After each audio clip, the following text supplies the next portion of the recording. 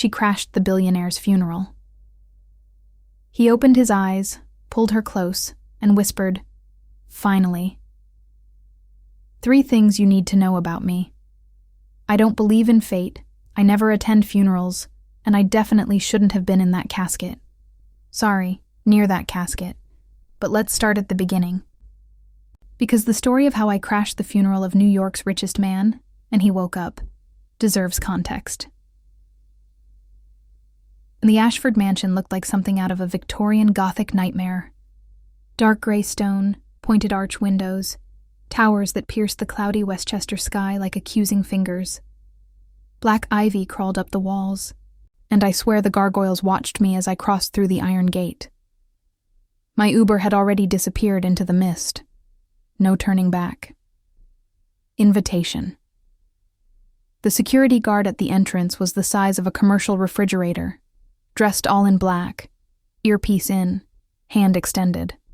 Imperative. No smiles. My fingers trembled when I handed over the cream envelope. Expensive paper, embossed gold lettering. An invitation that wasn't mine, addressed to Miss Claire Hendricks, who was, at this exact moment, lying in a hospital bed 3 states away. My older sister.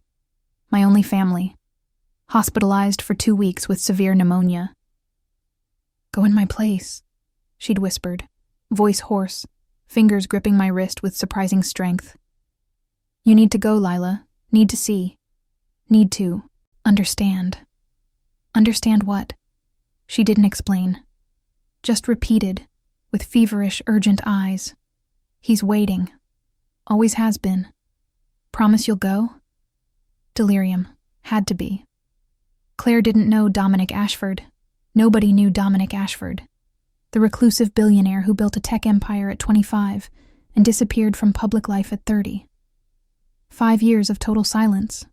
0 appearances. 0 interviews. Until he died, of course. That made news. The guard passed a scanner over the invitation. Green beep. Nod. "Chapel's in the back. Ceremony starts in 10 minutes. I was in. And the interior was worse. Black crystal chandeliers dripped weak, golden light onto white-veined marble. White flowers, lilies, roses, orchids, in arrangements so perfect they looked artificial. The air smelled of incense and something else, something metallic that stuck in the throat. Fear, maybe, or just excess wealth. People circulated in closed groups. $10,000 suits, dresses that cost my annual rent, jewelry that could pay off my student debt 3 times over. Conversations in murmurs, nobody crying for real. Just that elegant performance of mourning the rich do so well. I wore the most decent black dress I owned, bought at a thrift shop, mended at the shoulder, wrong fit at the waist. My coat had a coffee stain I'd tried to hide with a cheap brooch. I didn't belong here, and everyone knew it. A platinum-haired woman looked me up and down, whispered something to her companion, and both laughed behind champagne flutes. "Leave. Leave now." But Claire's voice echoed, "Promise?" So I kept walking.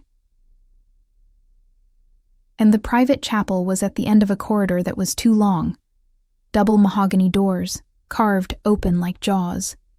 Inside, rows of dark wooden pews, more white flowers, stained glass that turned light into blood and gold.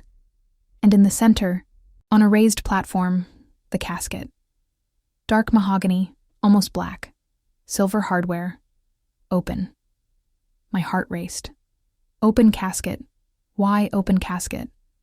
About 40 people were already seated. Absolute silence, except for the occasional rustle of expensive fabric.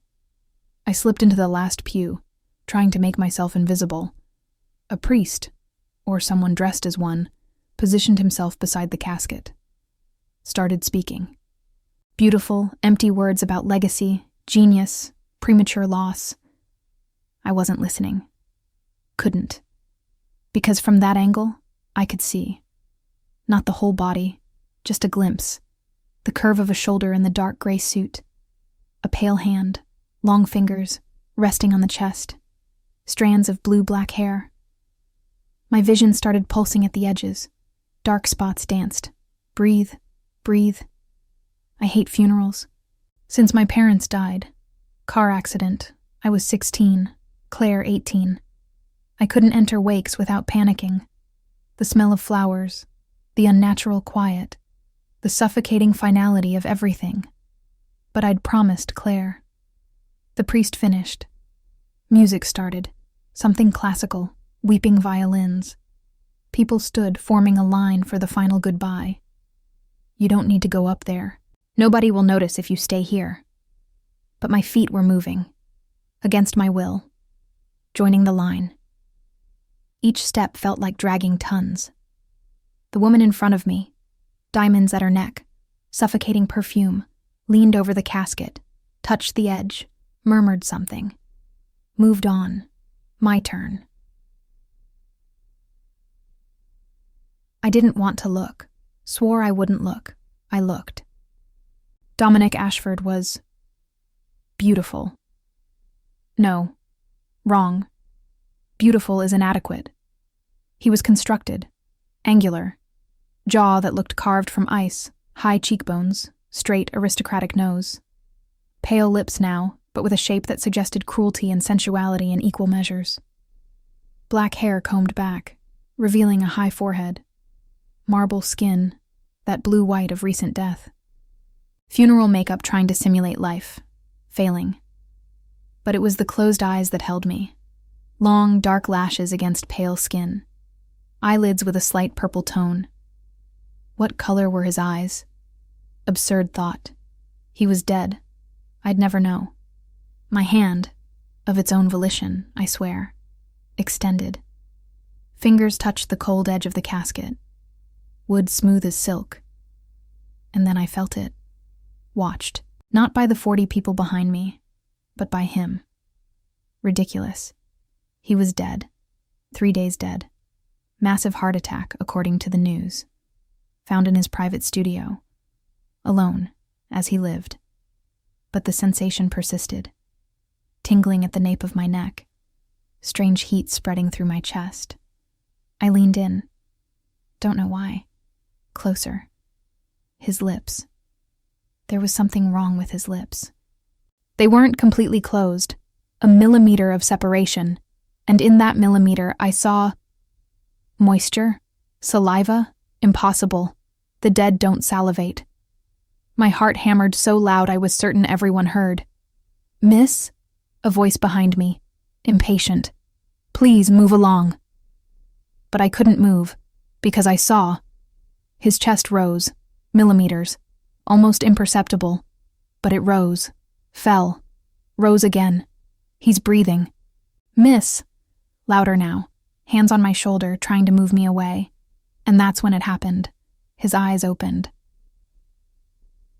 Not gradually, not like someone waking, but all at once.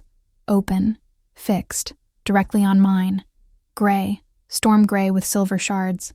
And absolutely, devastatingly, alive. The scream stuck in my throat never came out. Because before I could breathe, before I could think, before I could process, his hand shot out. Ice-cold fingers wrapped around my wrist, squeezed, hard.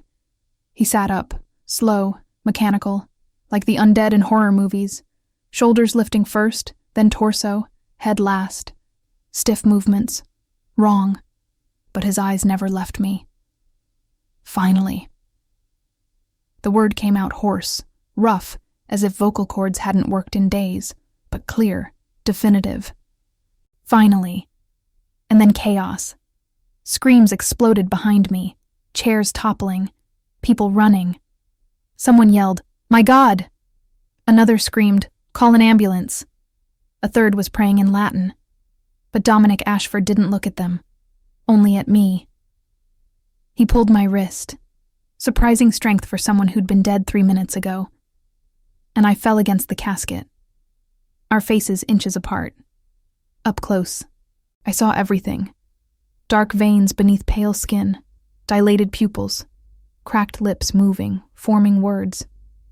He whispered, voice so low only I heard, "You came. I knew you'd come." My brain stopped. simply stopped functioning. He knows me. How does he know me? His fingers loosened on my wrist, traced my palm, intertwined with mine.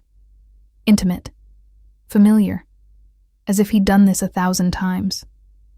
5 years, he murmured, eyes starting to roll back, body swaying. 5 years waiting. And you're here. He collapsed back into the casket. Eyes closed again, body inert, but his fingers still held mine. And in my palm, where he'd traced, I felt it. Burning. As if he'd left an invisible mark. As if he'd branded me. Men in black flooded the chapel. Security. Paramedics. Someone pulled me away. Get out of the way. Move. And I stumbled backward, falling against a pew. They surrounded him. Oxygen mask. Gurney. Commands shouted in medical jargon I didn't understand. A woman in a white suit, lawyer, maybe, or assistant, pointed at me. Her, the girl who was at the casket. Don't let her leave. 2 security guards positioned themselves, blocking the door. Prisoner. The gurney passed by me, carrying Dominic Ashford, alive, miraculously alive, out of the chapel. His head turned in my direction, eyes still closed, but lips moving. I read, hours.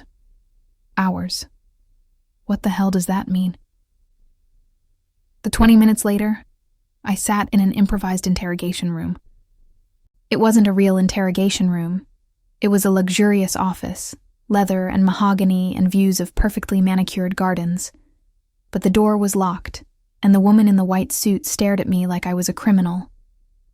Full name. Lila. Lila Hendricks. She typed on a tablet, frowning. You're not on the guest list. Shit. I'm representing my sister, Claire Hendricks. She's hospitalized. More typing. The frown deepened. Claire Hendricks shouldn't have received an invitation. Her eyes narrowed. How did you get this? It came in the mail. I don't know how. Mr. Ashford personally approves every name on the list. The woman leaned in. So either you're lying or... Pause. Reassessment. Or he wanted you to come. My stomach dropped. I've never met Dominic Ashford in my life. Apparently, she said, voice dry as bone, he disagrees. The door opened. A man entered, early 60s, gray hair, impeccable suit. He had an air of silent power, the kind that doesn't need to announce authority. Miss Hendricks. Not a question. I'm Dr. Richard Vaughn, Mr. Ashford's personal physician for 15 years. He studied my face with disconcerting intensity. You saved his life. What? No, I was just... Your presence brought him back. He cut in. Cardiac arrest for 4 minutes. Clinically dead. And then, the moment you approach... He snapped his fingers. Resurrection. That's ridiculous. It's coincidence. Mr. Ashford doesn't believe in coincidences. Dr. Vaughn exchanged a look with the woman in the suit. And frankly, after witnessing that, neither do I. Where is he? The words came out before I could stop them. Being stabilized. Pause. He's asking for you. My blood froze. Asking. For me? Specifically, by name. The doctor tilted his head, which is fascinating, considering he shouldn't know your name. And yet, the first thing he said upon regaining full consciousness was, "Where is Lila?" The room spun. Impossible. Will he recover? My voice came out strange, distant. Physically, yes, but... Dr. Vaughn hesitated. He's altered, different, as if death changed something fundamental in him. His eyes bored into mine. Or as if you did. I didn't do anything. Then why? The woman in the suit said softly, dangerously. When we checked the property's security cameras for the last 48 hours. Did we find you? My heart stopped. What? She turned the tablet. Surveillance images, black and white, date stamps, Yesterday. 11:47 p.m. A female figure at the gates, hood, hands in pockets, looking up at the mansion. It was me, but I hadn't come yesterday. I'd arrived today, for the first time. I was certain, wasn't I? And here, she scrolled, another image, day before yesterday. 3:12 a.m., same figure, gardens now, closer to the house. And here, scroll, 3 days ago, 7:33 p.m., inside the property, near the ground floor windows. 5 images total. The woman closed the tablet. All you, all in the last 72 hours, all while Mr. Ashford was dying. My mouth opened, closed. No words came out, because I had no explanation. I hadn't come before. I knew I hadn't come before, didn't I? That's not me. My words sounded false even to my own ears, because it was me. Posture, height, the way my weight distributed on the left hip. Old dance injury that never healed right. But I had no memory. None. Absolutely none. Amnesia, Dr. Vaughn suggested, but his tone indicated he didn't believe it. Dissociative episodes? Do you have a history? No. Sharp. I don't have a history of anything. I'm boring, predictable. I work at the municipal library, go home, take care of my sister. That's my entire life. Then how do you explain? The door exploded. Didn't open. Exploded, slamming against the wall with a bang that made the woman in the suit jump, tablet almost slipping from her hands. Dominic Ashford filled the doorway. He shouldn't be standing. Not after 4 minutes of clinical death. Not after resurrecting in an open casket. Not after anything that had happened in the last 2 hours. But there he was, still pale, skin with that translucent porcelain quality. But alive, intensely, vibrantly, dangerously alive. They'd changed him out of the funeral suit into casual clothes. Black tailored pants, white shirt with 2 buttons open, no tie, bare feet, bare feet. Something about that detail, the intimacy of it, the strange vulnerability, hit me harder than anything else. His eyes, that storm gray, swept the room, passed over the doctor, the lawyer, the security guards who appeared behind him trying to bring him back, and landed on me. Locked, devouring. That was the only word. He devoured me with his gaze, like I was water and he'd crossed a desert, like I was air and he was drowning, like I was salvation. Out. Voice still hoarse, but absolute command. Everyone, now. Dr. Vaughn stepped forward. Dominic, you should be resting. Your blood pressure. Out. Lower this time. More dangerous. They went. Doctor, lawyer, security guards. Slid out like ghosts, and the door closed with a soft click. Silence. Dominic didn't move. Stood there, 15 feet away, just looking. Studying. Memorizing. I should say something. Anything. You should be dead. Came out before I could filter. His lips curved. Not quite a smile. Something darker. I was. That's impossible. And yet. He gestured to himself. Here I am. My hand still gripped the edge of the table. Anchor. Without it, I might float away or collapse. Wasn't sure which. How do you know my name? I've always known. That's not an answer. No? He finally moved. 1 step. 2. Predatory movement. Fluid, despite recent death. Lila Marie Hendricks, 27 years old. Born in Portland, Oregon. Orphaned at 16. Literature degree from Columbia University. Full scholarship. Works at Manhattan Public Library. Archives department. Lives in a 1-bedroom apartment in Astoria with her sister Claire. Allergic to shellfish. Latte, no sugar. Reads poetry when you can't sleep. Left foot half a size bigger than the right. Each word was a shot. My entire body froze. How did you... I know everything about you, Lila. Closer now. 10 feet. Everything that matters. everything that doesn't, every tiny detail that makes up who you are. Terror climbed up my spine. You stalked me. Stalking implies dishonesty, secrets. He stopped at 6 feet. Too close. Not close enough. There are no secrets between us. We don't have a between. I don't know you. Don't you? His head tilted. Predatory bird considering prey. Then why did you come? To a stranger's funeral? My sister asked me. Claire doesn't know me. He cut in. Claire never received an invitation. I forged it. Put it in her mailbox. Addressed to her, but meant for you. My mind spun, trying to keep up. Why would you? Because you wouldn't come if I invited you directly.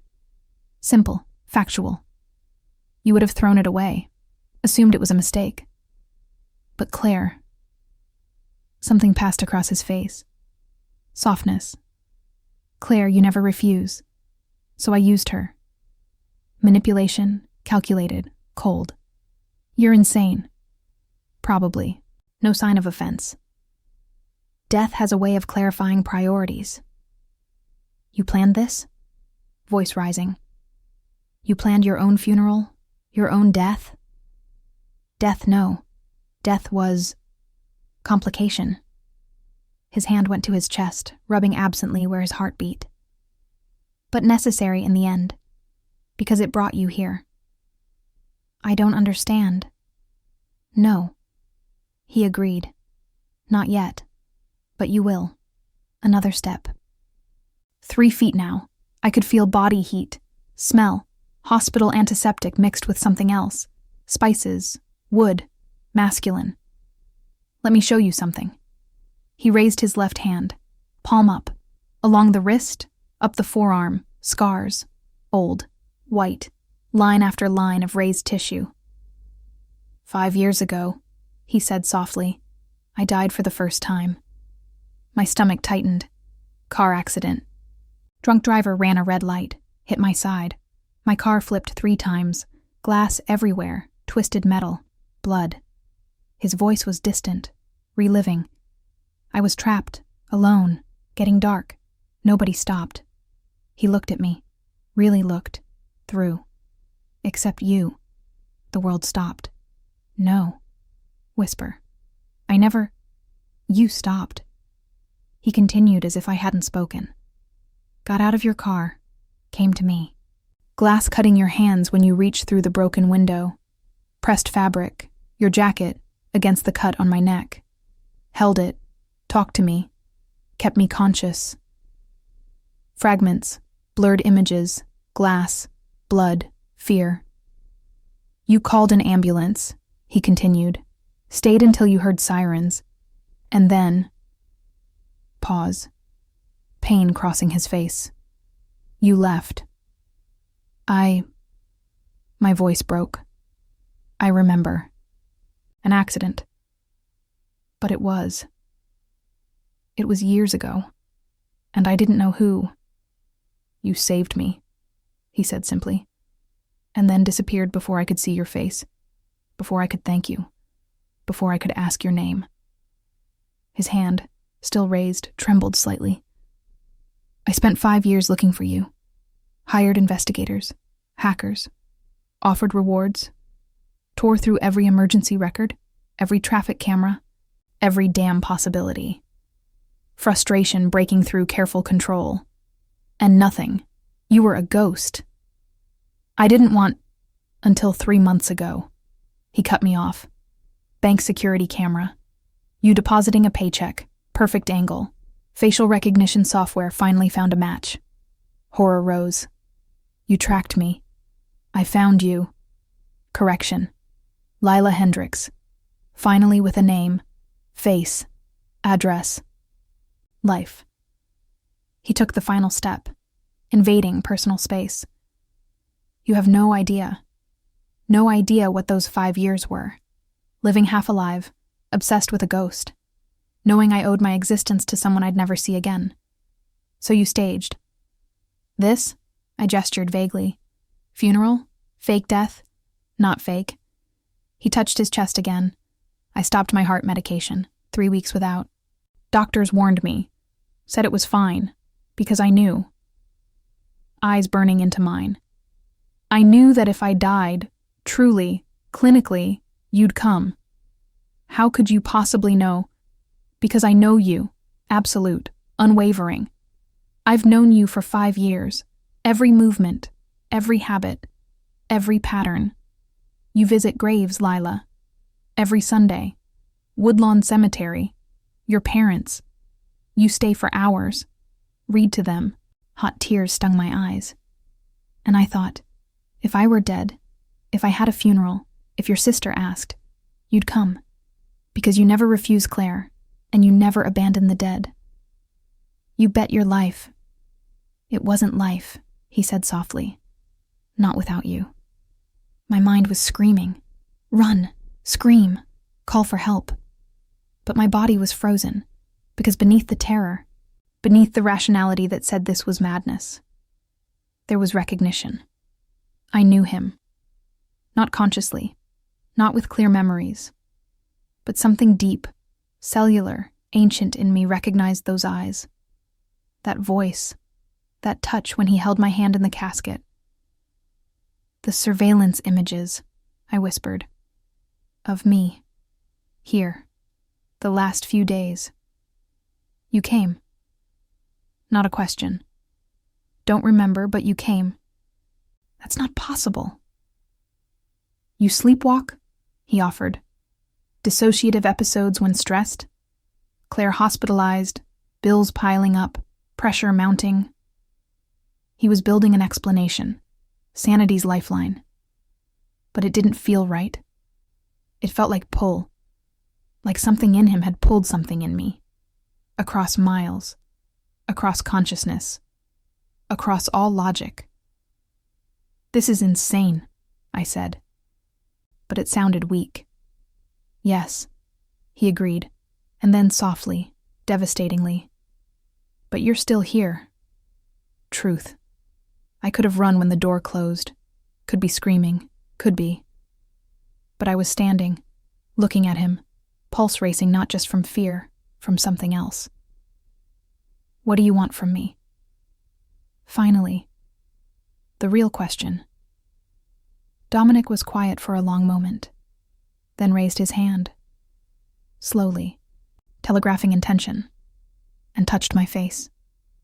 Cold fingers against my cheek, thumb tracing cheekbone, touch of reverence, of hunger. Everything, he whispered. I want everything. And then he kissed me. It wasn't a gentle kiss. It was claiming. Cold, firm lips pressing against mine with intensity that stole my air. Hand sliding from my cheek to my nape. Fingers threading into my hair, holding me in place. I should push away. Should scream. I kissed back. God help me, I kissed back. Because the moment our lips touched, something detonated, like a circuit closing, like recognizing home after years lost, like breathing after drowning. Wrong. This is wrong. But my body didn't care. My hands rose. When did they rise? Grabbing his shirt, pulling him closer.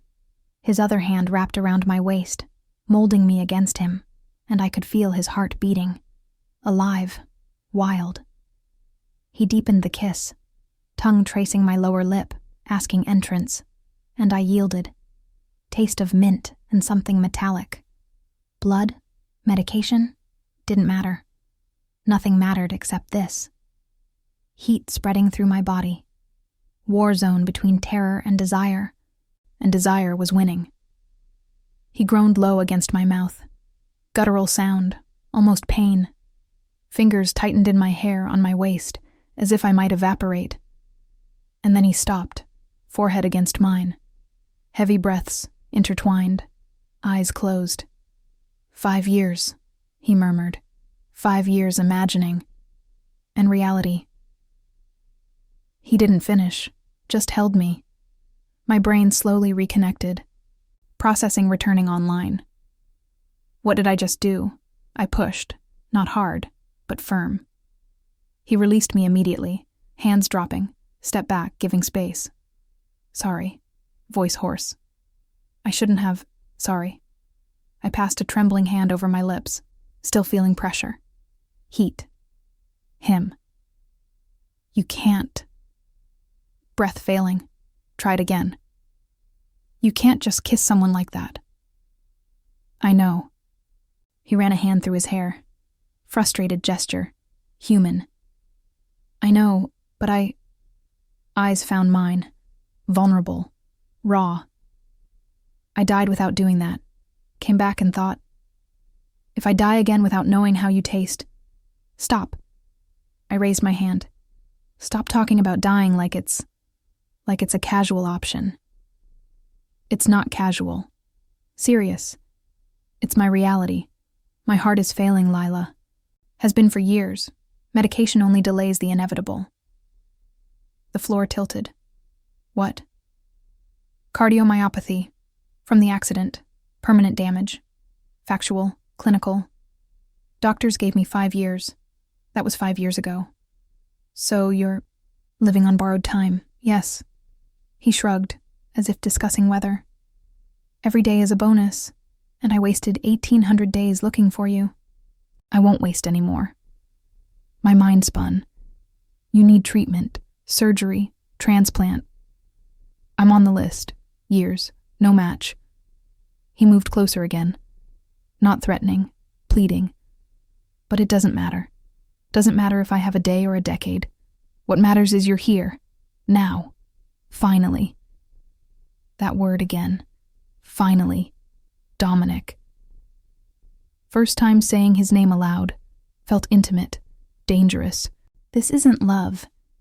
This is obsession. Maybe. He didn't deny it. But tell me, what's the difference? When you'd think of someone every single day for 5 years?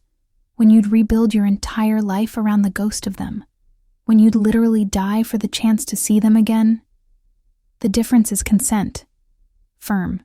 Choice. I didn't choose this. Didn't you? He tilted his head. Then why did you come here the last 3 days? Subconscious.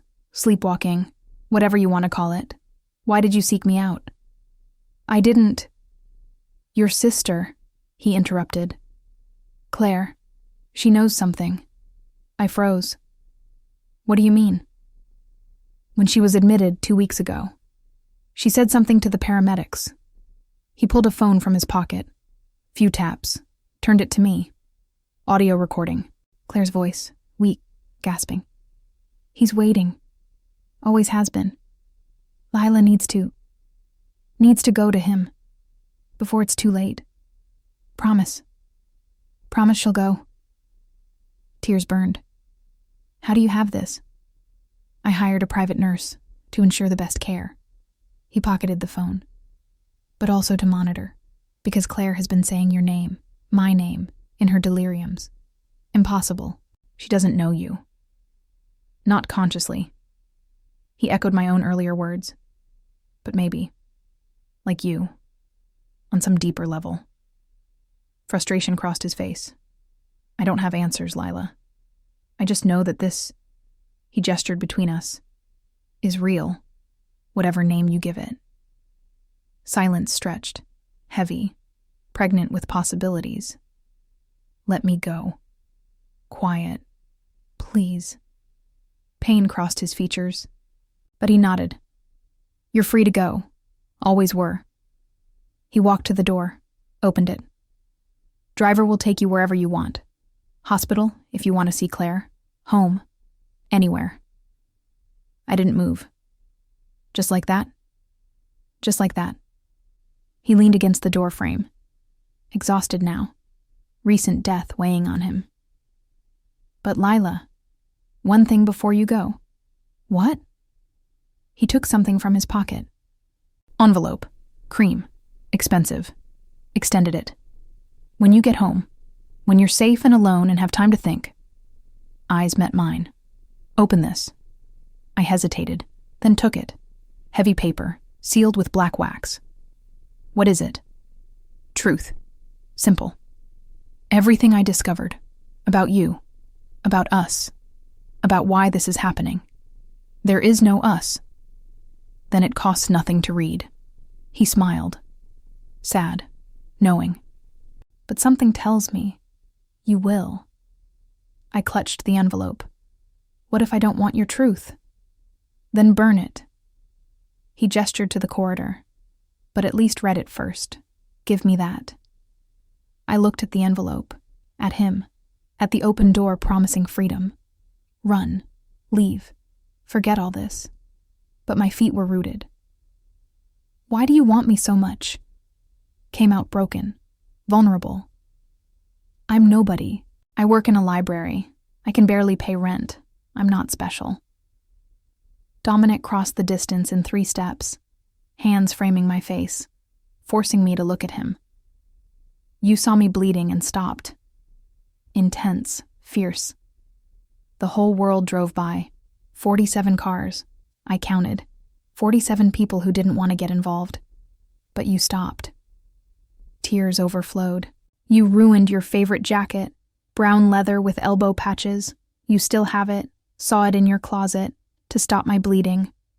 You held my hand, said help was coming, sang to keep me awake. Voice breaking. You sang Blackbird, the Beatles, same song my mother sang before she died. A sob escaped.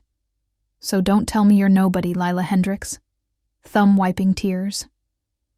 You're the person who taught me humanity still exists. You're the person who gave me a reason to live. You're the person I died to find again. Dominic. I had no words. Go. He kissed my forehead. Chaste, soft. Read, think. And if you decide to never see me again, I'll respect that. Pause. But if you come back... What? Whisper. His eyes captured mine. Promise. Threat. Vow. I'll never let you go again.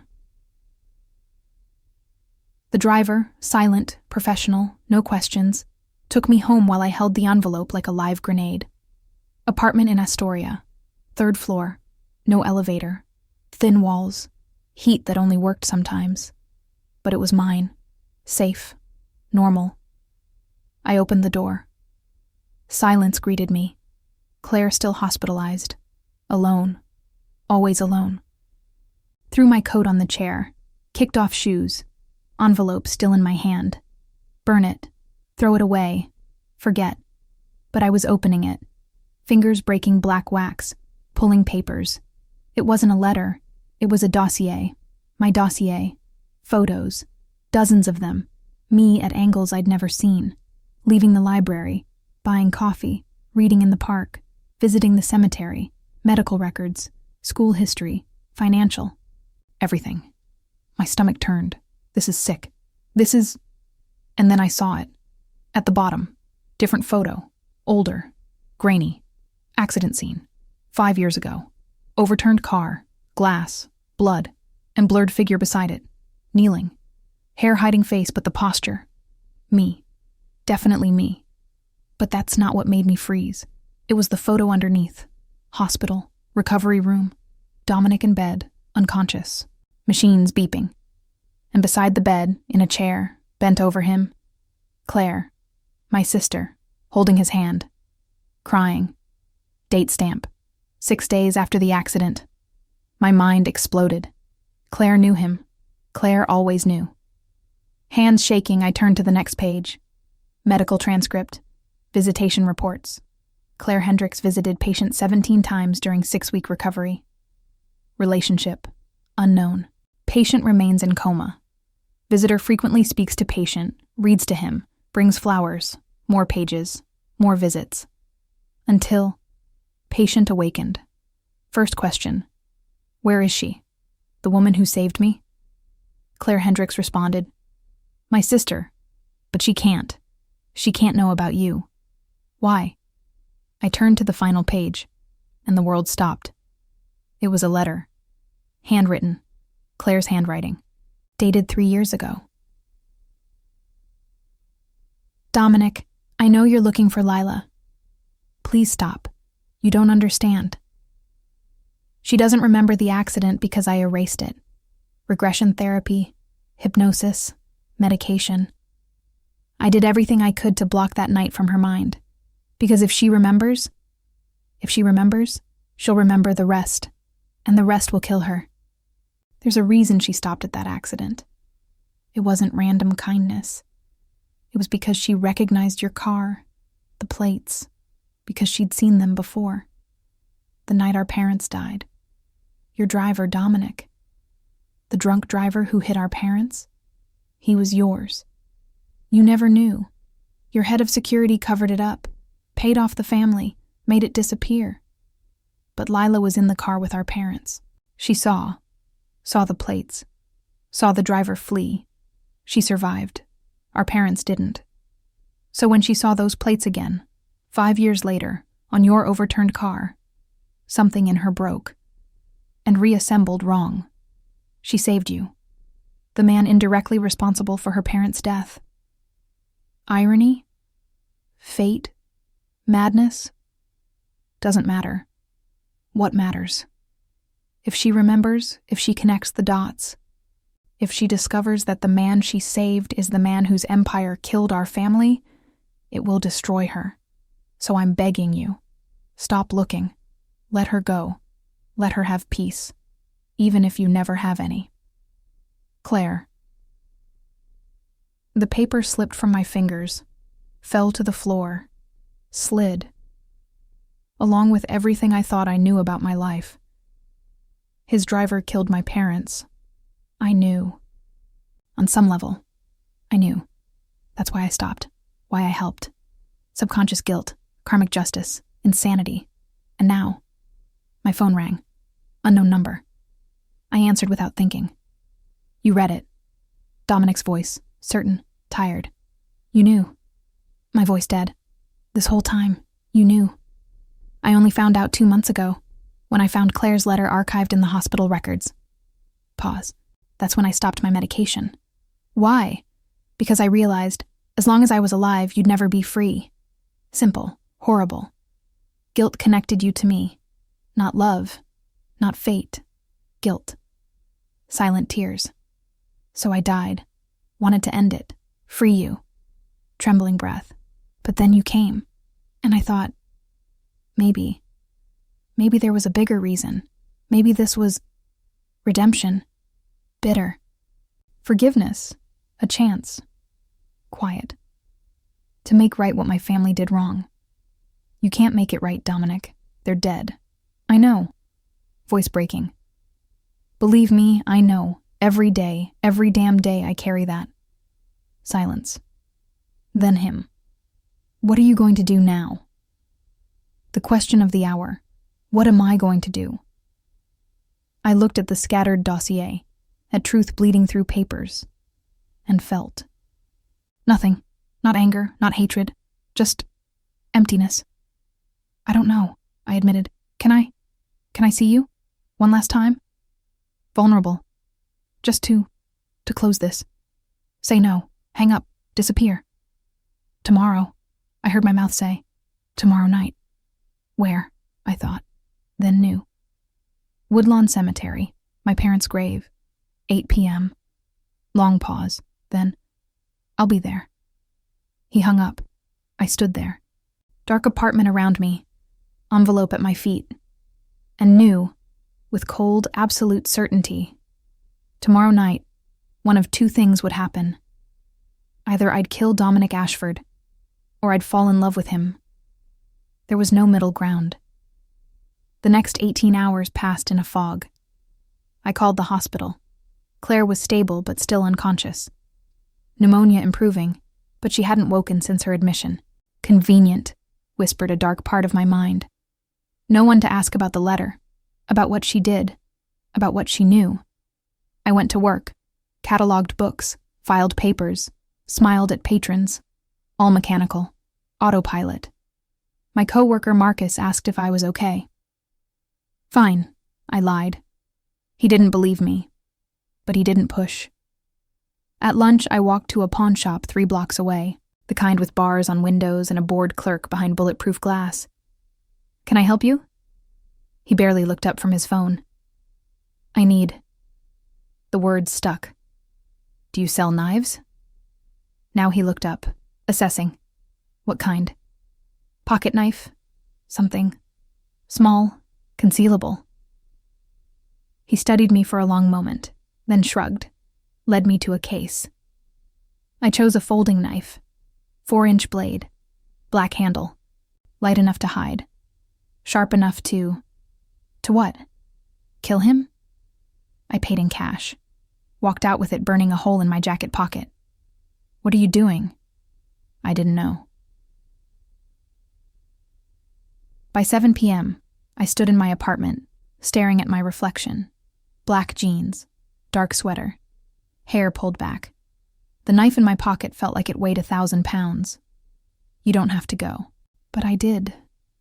Because under the anger, under the betrayal, under the sheer insanity of the last 48 hours, I needed to see him, needed to understand why my body recognized him before my mind did, why I'd come to his mansion 3 nights in a row without conscious memory, why his kiss felt like coming home and jumping off a cliff simultaneously, why I saved the man who destroyed my family. The cab ride to Woodlawn Cemetery took 20 minutes, rush hour traffic thinning, sky darkening to deep purple.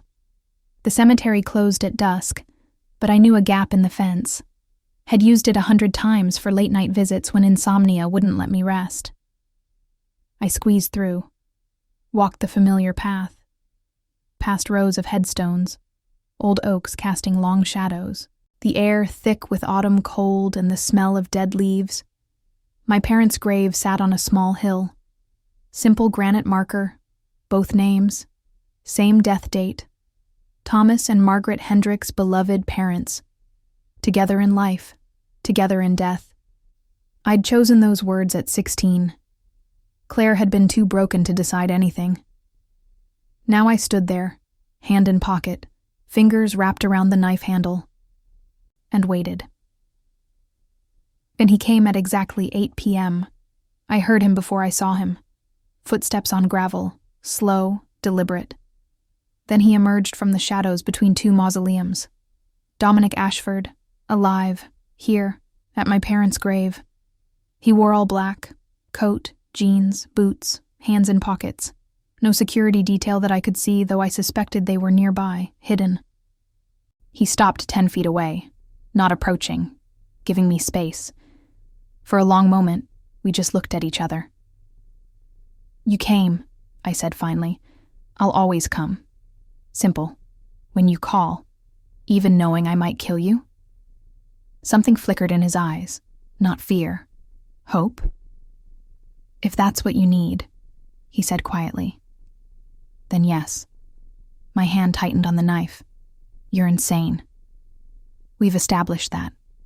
He took 1 step closer. But I meant what I said. If my death gives you peace, it won't. The words burst out. Don't you understand? Killing you won't bring them back, won't erase what happened, won't fix anything. Then what will? Good question. I pulled my hand from my pocket. Empty. I'd left the knife there. Because standing here at my parents' grave, with the man whose family destroyed mine, I didn't want his blood. I wanted answers. Tell me everything, I said. No more games. No more manipulations, just truth. All of it. Dominic studied me, then nodded. Okay. He moved closer.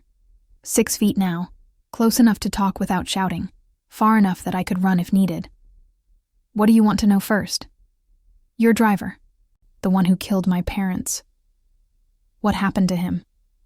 Pain crossed his face. Dead. 2 days after the accident, single car crash, drove into a tree at 80 miles per hour.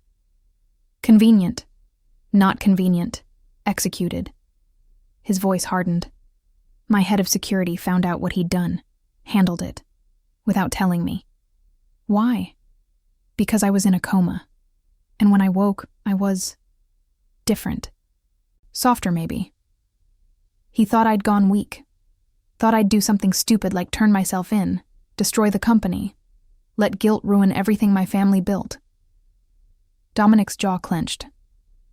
So he cleaned it up, paid off witnesses, made the report disappear, ensured no trail led back to us. Where is he now? Your head of security? Gone. I fired him the day I found out, 2 months ago. His eyes met mine. He's lucky that's all I did. Wind rustled through the trees. A crow cawed somewhere distant. Claire's letter said you didn't know, I said slowly. About the connection, about my parents. I didn't. Not until I found her letter in the hospital archives. He ran a hand through his hair. When I finally tracked you down 3 months ago, I hired investigators to learn everything about you. They found the accident report about your parents. Different date, different location. No connection to mine. It wasn't until I cross-referenced the vehicle descriptions, the license plates Claire mentioned in her letter. His voice broke. That's when I knew. And you still wanted me. More. Fierce. I wanted you more. Because it meant... He stopped. Struggled. It meant you saved me despite what my family took from you. Even if you didn't consciously know, some part of you knew. And you still chose to help. Or I'm just that broken. Bitter. So damaged by trauma that I can't even hate the right people. You're not broken. He took another step. 4 feet now. You're the least broken person I've ever met. You don't know me. I know you visit your parents every Sunday. Bring fresh flowers, read them poetry, tell them about your week. His voice softened. I know you cry when you think no one's watching. I know you work 2 jobs to pay for Claire's medical bills. I know you gave up your master's program because she needed you. I know you haven't bought new clothes in 2 years because every spare dollar goes to her care. Tears burned. I know you're terrified of being alone, he continued. So you fill your apartment with music and lights and noise because silence reminds you of that night. The crash. The moment everything changed. He moved closer. 2 feet. And I know that despite everything, despite the pain and loss and absolute hell life has thrown at you, you still stop for strangers bleeding in crashed cars. Because that's who you are. A sob broke free. So, don't tell me I don't know you, Lila. He reached up, slowly, telegraphing, and wiped a tear from my cheek. I know you better than anyone, even if you didn't know I existed until 2 days ago. I should pull away. Should maintain distance. I leaned into his touch. Because God help me. It felt right. I hate this, I whispered. I hate that it feels right. I hate that I want to forgive you. I hate that when you kissed me, Voice breaking. I hate all of it. I know. His other hand came up, cradling my face. And I'm sorry. For all of it. For what my family did. For the obsession. For manipulating you into coming to the funeral. For every invasion of your privacy. Every overstep. I kissed him. Cut off his apology with my mouth on his. Fierce. Desperate. Necessary. This time I initiated it. This time I pulled him close. Fingers fisting in his coat. Body pressed against his. And this time, when he kissed back, tentative at first, then matching my intensity, it felt like falling and flying simultaneously. His arms wrapped around me. Solid. Safe. Home. Wrong. All wrong. And yet, finally. When we finally broke apart, both breathing hard, foreheads pressed together, I whispered, I don't forgive you. I know. And I don't trust you. I know. But I can't. Breath hitching. I can't walk away. I tried. I wanted to. But I can't. His arms tightened. Then don't. What does that make me? Looking up at him. Loving the man whose family destroyed mine? Human. He kissed my forehead, gentle, reverent. It makes you human. We stood there, holding each other in the dark, at my parents' grave, while the world spun on without us. And somewhere in my chest, something that had been broken for 11 years began, not to heal, but to transform into something new, something dangerous, something neither of us could control. Good, we left the cemetery together. Not touching, too raw, too new, but walking side by side through the dark paths, past sleeping stones and silent trees. His car waited at the main entrance. Not the limousine from the funeral, a simple black sedan. Driver in front, privacy screen already up. "I'll take you home," Dominic said. "No." The word came out harder than I intended. "Not yet. I'm not ready to be alone." Something flickered across his face, hope and fear in equal measure. "Where do you want to go?" I thought about it. My apartment felt contaminated now, filled with dossier pages and knife-weight guilt. The hospital meant facing Claire, still unconscious, still keeping secrets even in sleep. "Somewhere neutral," I said finally. "Somewhere that isn't yours or mine." He considered, then spoke to the driver through the intercom. "The High Line. South entrance." 20 minutes later, we walked the elevated park, Manhattan glittering around us like broken glass. Tourist season was over. Only locals and insomniacs populated the wooden walkways this late. We found a bench overlooking the Hudson, water black as oil, reflecting city lights in fractured patterns. For a long time, neither of us spoke. Then Dominic, "Ask me." "Ask you what?" "Whatever you need to know, whatever's eating at you." He turned to face me. "No more secrets, no more games. You deserve that much." I pulled my jacket tighter against the October wind. "Why did you really stop your medication? The truth this time." He was quiet for a moment. When he spoke, his voice was stripped of all pretense. "Because I was tired, Lila. So fucking tired." He stared out at the water. 5 years searching for a ghost. 5 years building this. This fantasy of who you were, what you'd be, how you'd complete all the broken pieces of me. Bitter laugh. And then I found you, real you, living, breathing, beautiful you. And I realized I had no right to you. Simple, devastating, that everything I'd done, the surveillance, the obsession, the manipulation, it was all just damage. From the accident, from losing my parents young, from dying and coming back wrong.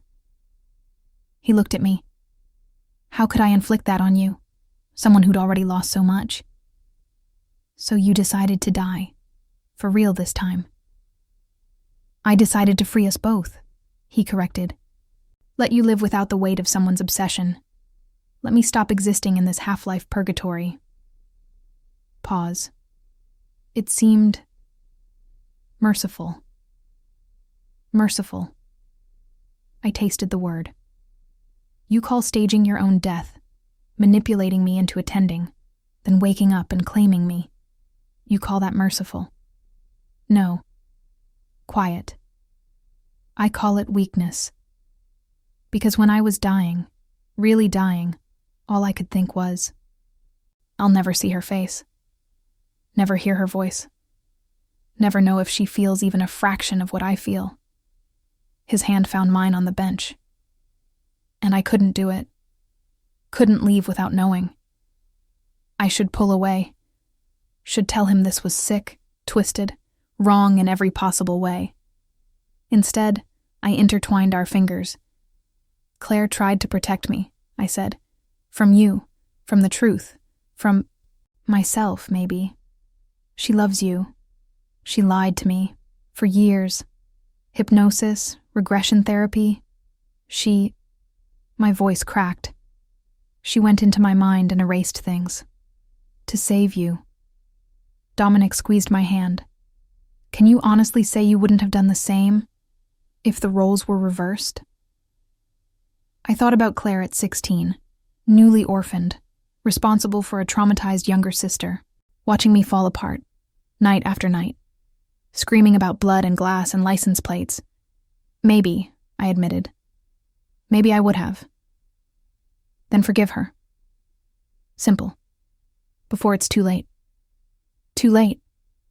He hesitated. Then, the hospital called while you were at work today. Claire's pneumonia is responding to treatment, but... He stopped. But what? Her brain activity is abnormal. They're concerned about possible stroke or seizure, the stress on her body. He met my eyes. They said you should prepare for the possibility that when she wakes up, if she wakes up, she might not be the same. The world tilted. You've known since this afternoon and you're just telling me now?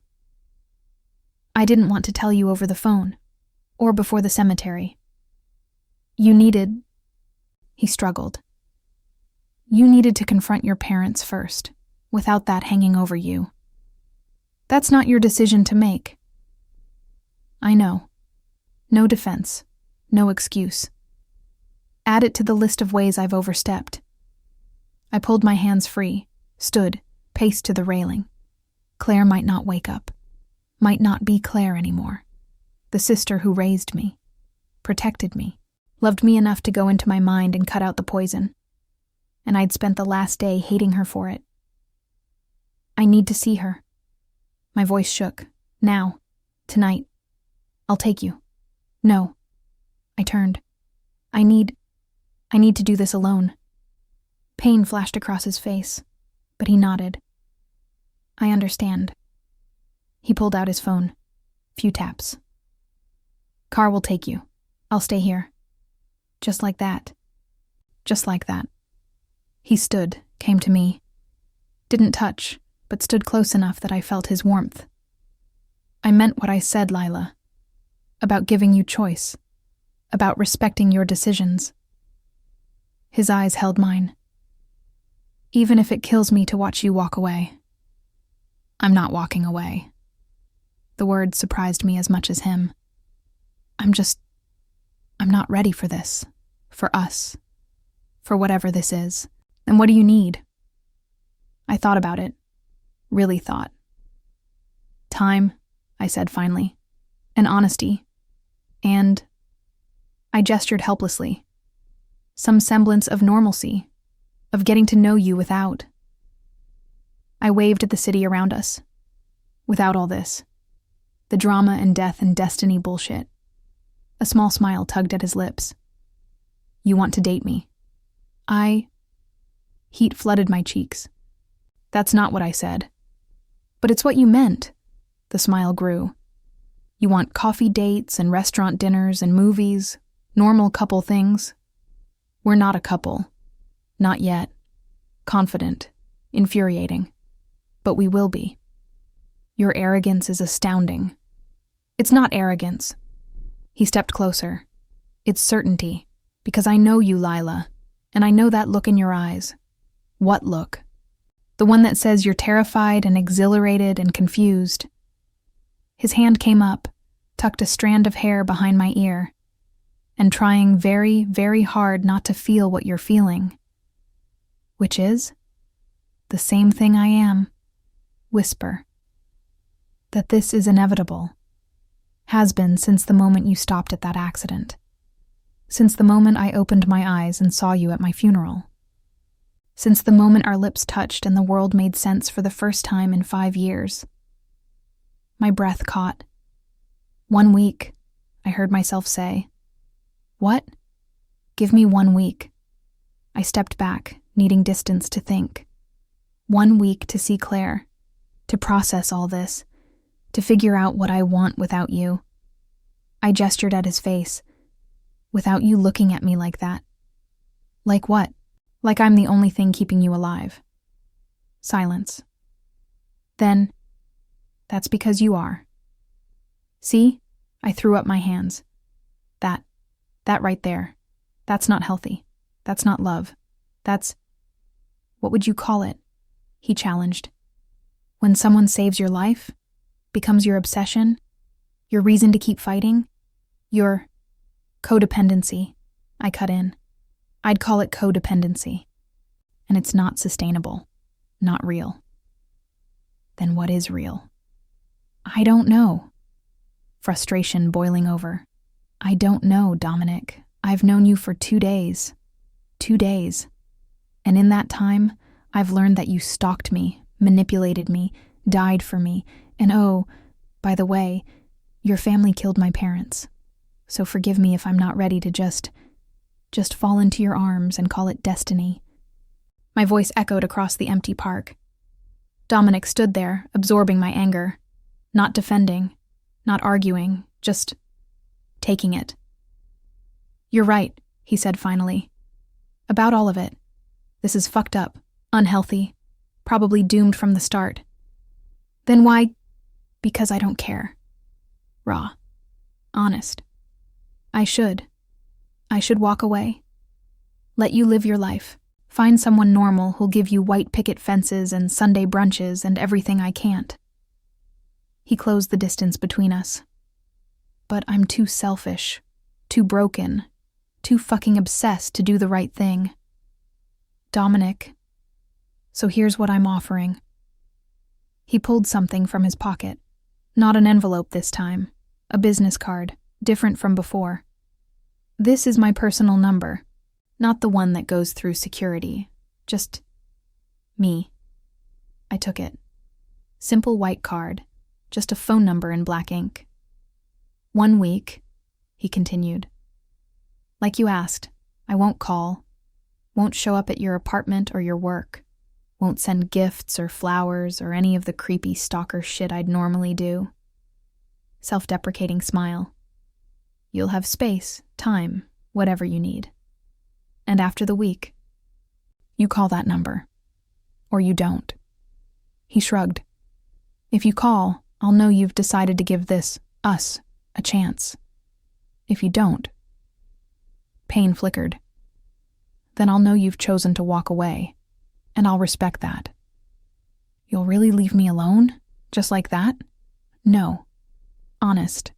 I'll probably spiral, drink too much, make bad decisions, drive my doctor insane with my refusal to take care of myself. His eyes met mine. But I won't contact you. That's a promise. I stared at the card, at the 10 digits that represented a choice I wasn't ready to make. What if I need more than a week? Then take more. Simple. Take a month, a year, whatever you need. I'm not going anywhere. He touched his chest, where his damaged heart beat. Well, not by choice anyway. Don't. I grabbed his hand. Don't joke about that. Why not? His thumb stroked my palm. We both know I'm on borrowed time. Might as well laugh about it. That's not funny. No, he agreed. It's not. But it's reality. He pulled me closer. Which is why I need you to understand something, Lila. Whatever you decide, whatever happens between us, I need you to know that these last 2 days, knowing you, talking to you, touching you. His voice roughened. It's been worth it. All of it.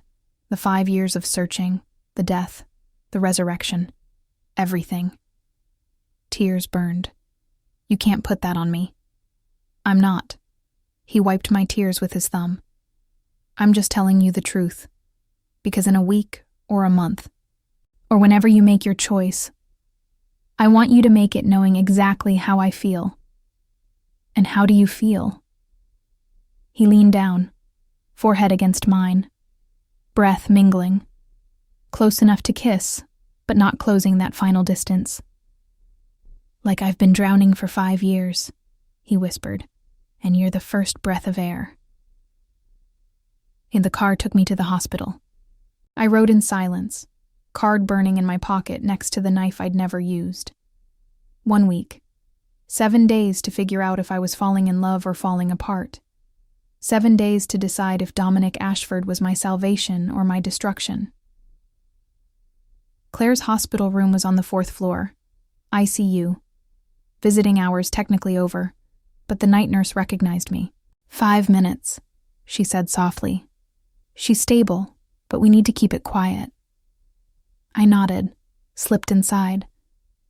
Claire looked small in the hospital bed. Tubes and wires connecting her to machines that beeped and hummed. Her face was pale, thinner than 2 weeks ago. Hair limp against the pillow, but peaceful, finally peaceful. I sat in the chair beside her bed, took her hand. "Hey," I whispered. "It's me, Lila." No response, just the steady beep of her heart monitor. "I met him," I continued. "Dominic. You were right. He was waiting. Always was." Tears slipped down my cheeks. "And I'm so angry at you, Claire. So angry for erasing my memories, for lying, for knowing him all these years and never telling me." Beep, beep, beep. "But I also understand." My voice broke. "You were trying to protect me, like you always do, like you always have."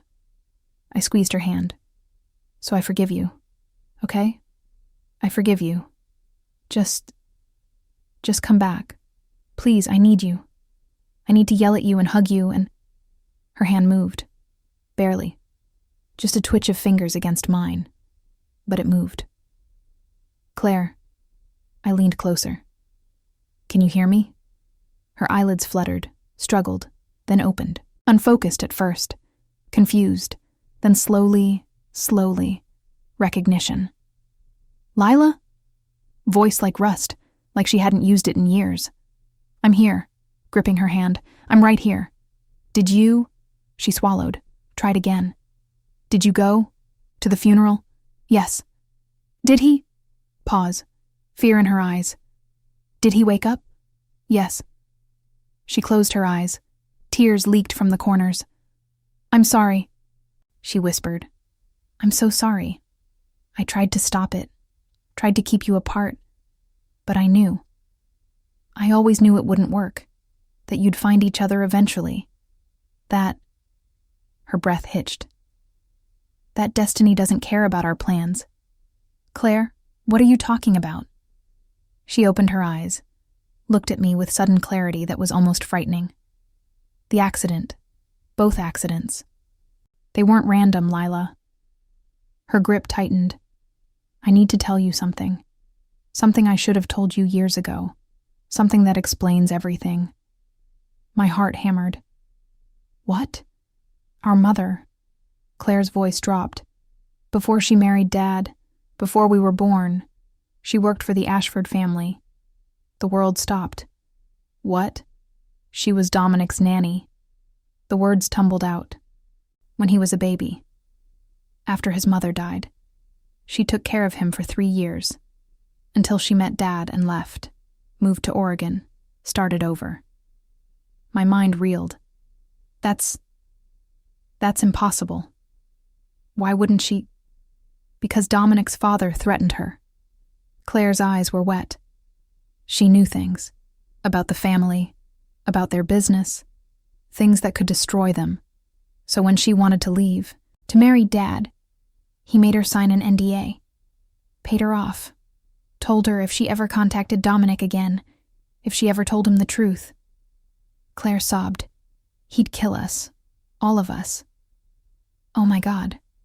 She loved him, Lila. Loved Dominic like he was her own son. Leaving him destroyed her. She had nightmares about it for years. Wondered how he grew up. If he was okay. If he remembered her. Pieces were clicking together. Terrible, impossible pieces. "The night they died," I whispered. "They were going to see him, weren't they?" Claire nodded. "His father died 6 months before ours. The NDA died with him. Mom finally had a chance to reach out. She wrote to Dominic. Explained everything. Asked to meet." Fresh tears. He agreed. Was going to meet them that night. At a restaurant in the city. But they never made it. Because Dominic's head of security found out about the meeting. Claire's voice hardened. And he sent that drunk driver, made it look like an accident, to protect the family secrets, to ensure Mom's knowledge died with her. I couldn't breathe. So it wasn't random. My voice hollow. The driver didn't just happen to hit them. It was murder. Claire said the word I couldn't. It was murder. And when I found out, when I went to the hospital to confront Dominic, to tell him what his family did, she broke down. He didn't know. God, Lila, he didn't know. He was in a coma. Had no idea his security chief had ordered the hit. No idea Mom was trying to reach him. No idea he was the reason our parents died. Jesus Christ. So I couldn't tell him. Claire gripped my hand desperately. How could I? He was broken, dying, and learning that truth would have killed him, or turned him into his father, vengeful and violent, and... She shook her head. So I buried it. Made him promise to stop looking for you. Thought if I could just keep you apart, keep you safe, then maybe something good could come from all this death and pain. I stood there, mind fragmenting into 1,000 pieces. Everything I thought I knew, wrong. My mother had loved Dominic, raised him, lost him. Dominic's family had killed her to keep secrets. And Dominic, broken, obsessed, dying Dominic, was innocent, and connected to me in ways deeper and stranger than either of us had known. Lila.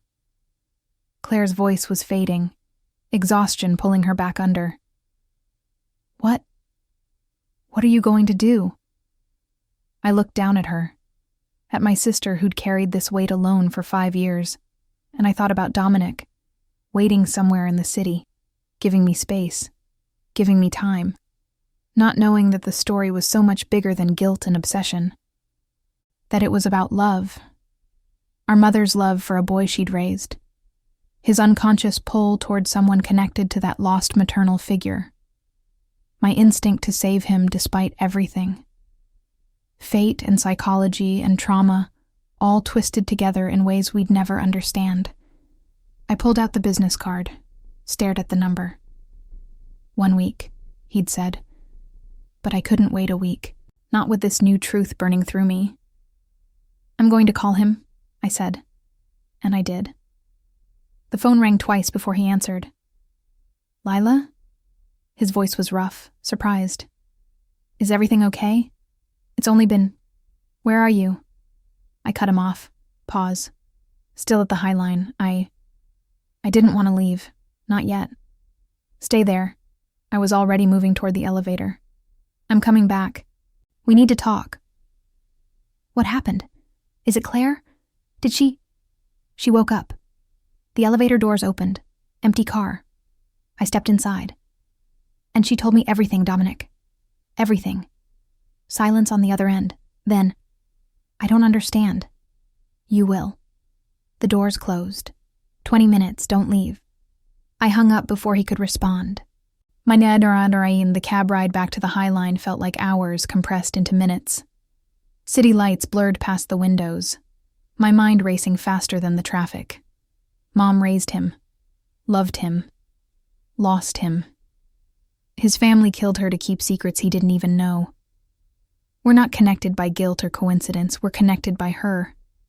It was too much, too complex, too perfect. In a horrible, twisted way, it explained everything. Why I'd stopped at his accident. Not just subconscious recognition of the license plates, but something deeper. Maternal instinct inherited through trauma and memory. Why he'd become obsessed with finding me. Not just gratitude, but searching for something familiar. Something that felt like home in a way he couldn't articulate. Why we'd kept circling each other like planets locked in gravity's pull. Because we were bound by her, by Margaret Hendricks, by the woman who'd loved us both and died trying to reconnect those broken threads. The cab stopped. I paid, ran toward the High Line entrance.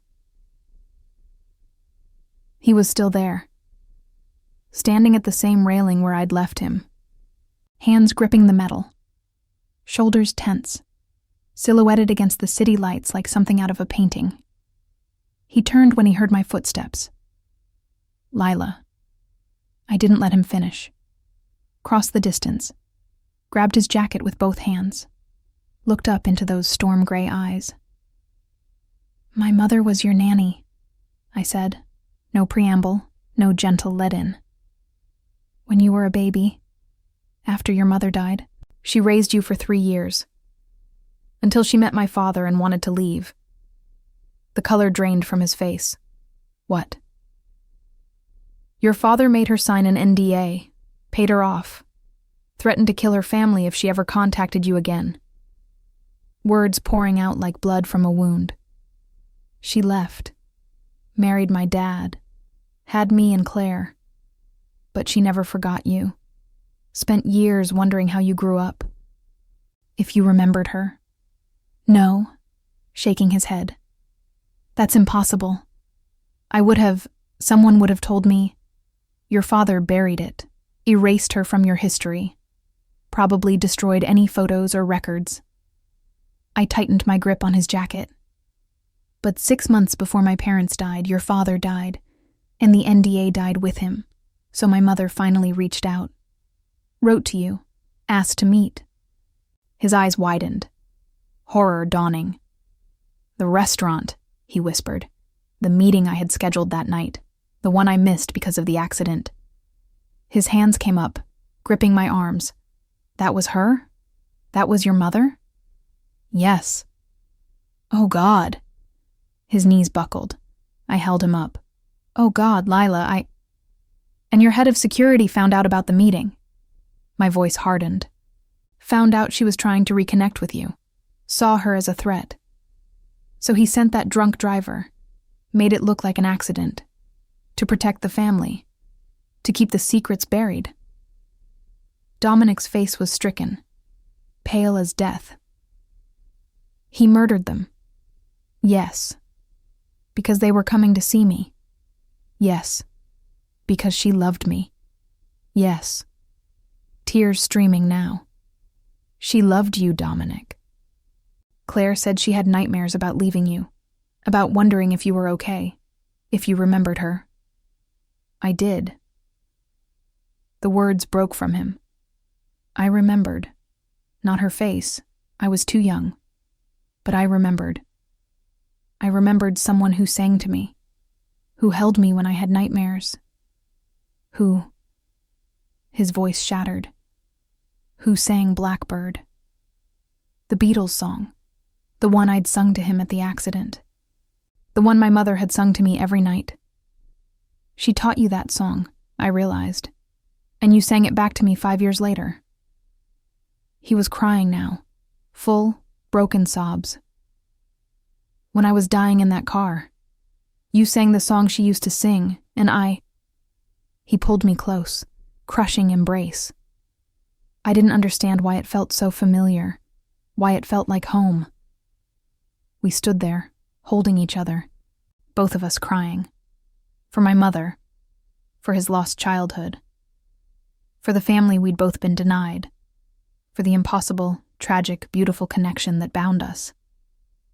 This is why, he said into my hair. This is why I couldn't let you go.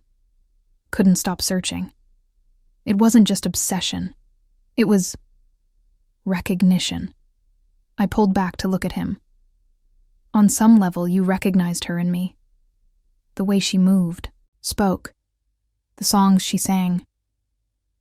And you recognized something in me.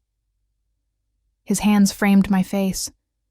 Something that made you stop at that accident. That made you come to my mansion 3 nights in a row. That made you save me even when you hated me. I don't hate you. You should. He kissed my forehead, my cheeks, my closed eyelids. After everything my family did, everything they took from you. You didn't know. I grabbed his wrists. That's what matters. You didn't know. And when you found out, 2 months ago, when you found Claire's letter, you stopped your medication. You were ready to die rather than let me be connected to that guilt. It was the least I could do. It was stupid.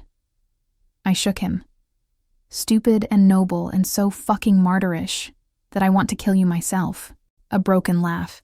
Get in line. I'm serious, Dominic. I made him look at me. You don't get to die. Not for me. Not for guilt. Not for anything. You understand? I'm already dying, Lila. The heart condition. Then fight it. Fierce. Get the surgery. Take the medication. Do whatever it takes. Because The words stuck. Because I need you to live. His eyes searched mine. Why? Because. Deep breath. Because my mother loved you. And I think, voice shaking, I think maybe I'm starting to love you too. Silence. Then he kissed me. Not gentle, not careful, but with all the desperation and hope and broken, beautiful need between us. I kissed back with everything I had. All the anger and grief and confusion transmuting into this, into us, into whatever we were becoming. When we finally broke apart, both gasping, he pressed his forehead to mine. I don't deserve you. No, I agreed. But you have me anyway. For how long? I thought about his failing heart, about time borrowed and running out, about how nothing was guaranteed. For as long as we get. I pulled him down for another kiss, softer this time. However long that is. We stayed on the High Line until dawn, talking, crying, holding each other as the city woke up around us. He told me about his childhood, the loneliness after his mother died, the parade of nannies that came and went, all except one, the one he remembered with golden hazy warmth, the one who'd made him feel safe. Margaret, my mother, his first love. I told him about growing up, about how Mom would sometimes stare out windows with this faraway look, how she'd cry on certain dates I now realized were his birthday, the anniversary of the day she'd left him, how she'd been planning something special for their 16th wedding anniversary, something secret, something that involved making things right, the meeting that never happened. She was going to bring you to meet us, I realized. After the restaurant. She was going to introduce you to me and Claire. Tell us you were the boy she'd raised, the one she never stopped loving. A second family. Dominic's voice was thick. She was going to give me what I'd lost. And instead my family took everything from both of us. He stood, walked to the railing, knuckles white as he gripped it. That security chief, Victor Kozlov, when I fired him 2 months ago. His voice went cold. I should have done worse. What did you do? Destroyed his career, blacklisted him from every security firm in the country, seized his pension, made sure he'd never work again. Dominic turned to me. But it wasn't enough, not after learning what he did, what he stole. Where is he now? Brooklyn, living in a shithole apartment, drinking himself to death. Something dangerous flickered in his eyes. But that's too easy. Too slow. Dominic, he murdered your parents, Lila. He crossed back to me. He took Margaret from me. From you. From everyone who loved her. His hands on my shoulders. Tell me you don't want justice. Tell me you don't want him to pay. I did want it. God, I wanted it. But what I want more, I said carefully, is for you to live, to be here, with me, not in prison for revenge. I wouldn't get caught. Don't.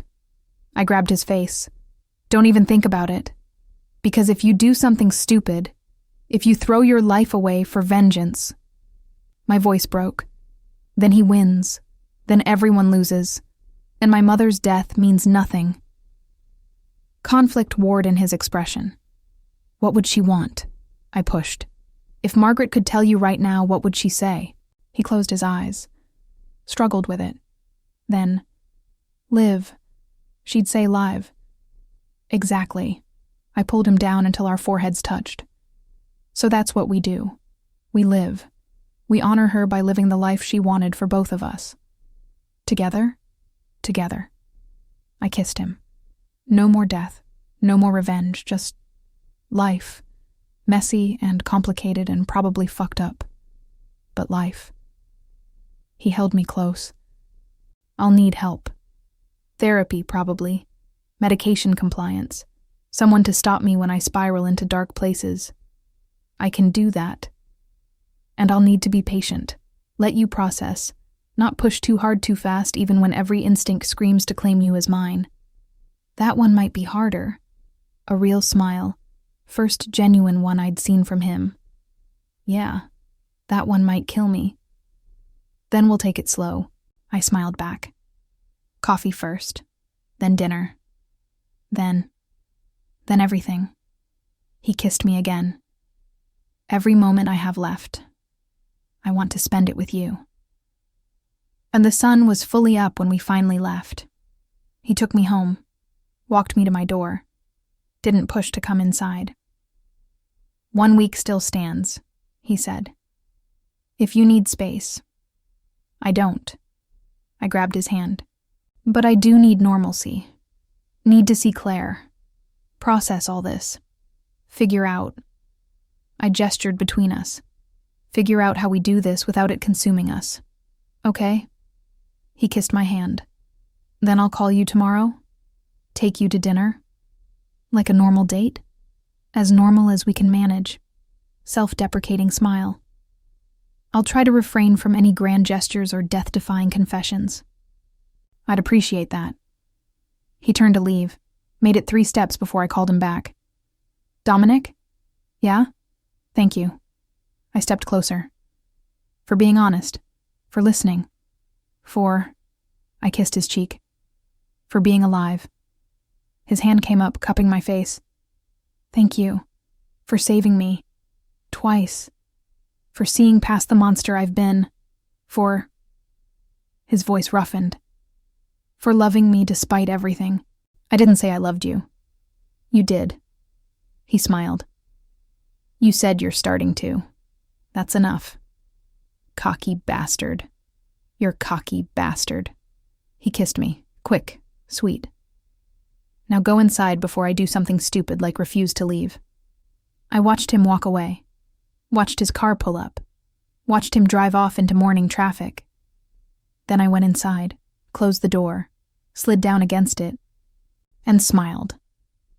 For the first time in 11 years, since the night my parents died, I felt something other than grief. I felt hope. I changed outfits 4 times, too casual, too formal, too desperate, too indifferent. Finally settled on dark jeans, a deep green sweater that Claire always said brought out my eyes, and the leather jacket, the one with elbow patches. The one I'd used to stop Dominic's bleeding 5 years ago. I'd had it cleaned since then, repaired. But I could still see the faint discoloration where his blood had soaked through. Full circle, I thought, running my fingers over the patch. My phone buzzed. Text from Dominic. Outside. No rush. Take your time. I looked out the window. A car waited at the curb, not the sedan from last night. Something smaller. A dark blue Tesla. And Dominic leaning against it, hands in pockets, looking up at my building. He wore jeans, a black Henley, leather jacket, almost normal. If you ignored the way people on the street gave him a wide berth, the way he carried himself like violence barely contained, I grabbed my purse, headed downstairs. Bang. He straightened when he saw me, eyes tracking my movement with that intensity I was starting to recognize.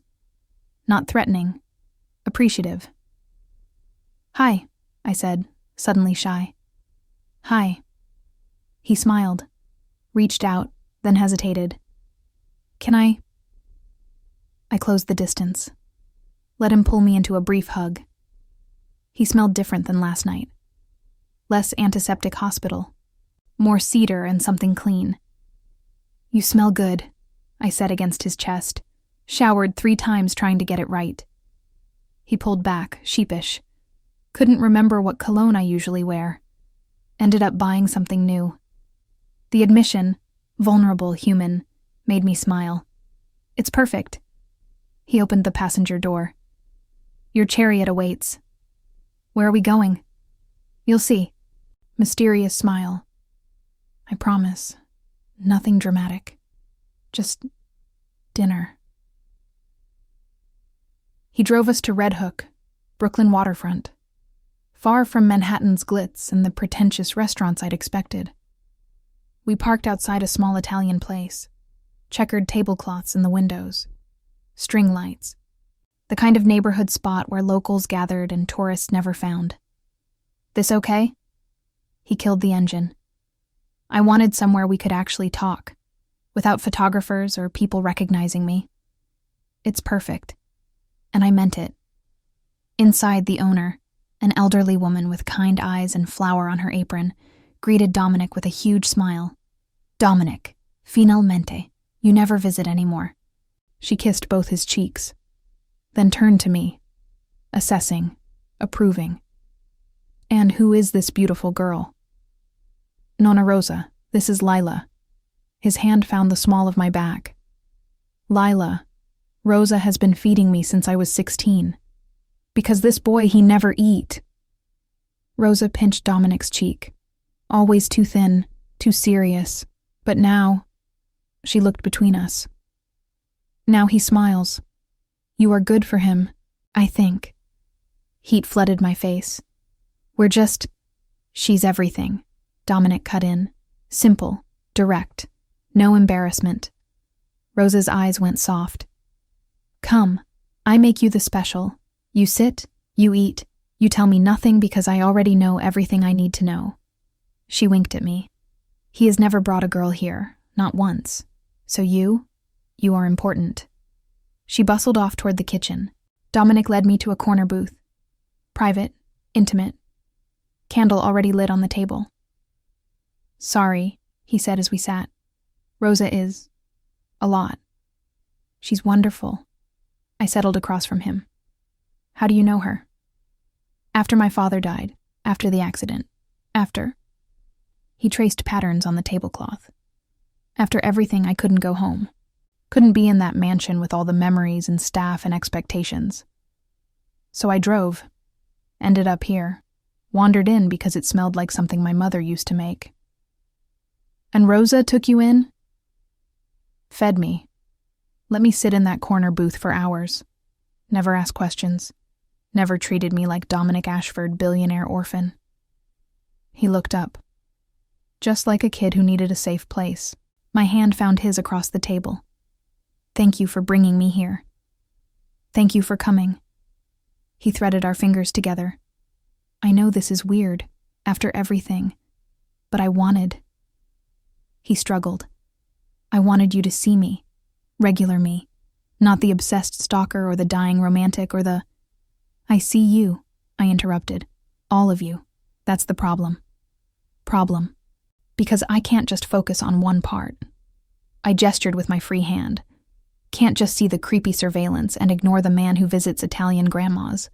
Can't just see the dangerous billionaire and ignore the boy who was so lonely he spent hours in corner booths. My voice softened. You're all of it. And I'm terrified because I think I'm falling for all of it. His thumb stroked my palm. Is that so bad? Ask me again when we've made it past the first date. He laughed. Real, genuine laughter. Fair enough. Rosa brought food. Pasta I couldn't pronounce. Wine that tasted like velvet. Bread still warm from the oven. We ate. We talked. Not about death or destiny or the weight of the past. Just life. He told me about growing up in boarding schools. About being the weird kid who coded instead of playing sports. About building his first company at 19 and selling it at 23 for enough money to start the empire that made him a household name by 25. And then, I prompted. Then my father died. I inherited everything. The company, the mansion, the secrets. His expression darkened. Found out about the illegal operations, the bribes, the connections to organized crime, everything he'd built on blood and lies. What did you do? Tried to clean it up, fired everyone involved, severed the criminal ties, made enemies of people who don't forgive that kind of betrayal. He met my eyes. That's when the threat started. Why I have security everywhere. Why I disappeared from public life. You're still in danger. Always. Casual. But I've made peace with it. I haven't. My grip tightened on his hand. If something happened to you because of me, nothing will happen. Firm. I've survived 5 years of this. I'm not going anywhere. I wanted to believe him. But the way he said it, too confident, too sure, set off alarms. Dominic. Lila. He raised my hand to his lips, kissed my knuckles. Tonight, can we just be? No past, no future, just right now? I wanted to push, wanted to demand promises he couldn't keep. But the candlelight caught his eyes just right, and he looked so young in that moment, so hopeful. Okay, I agreed. Just right now.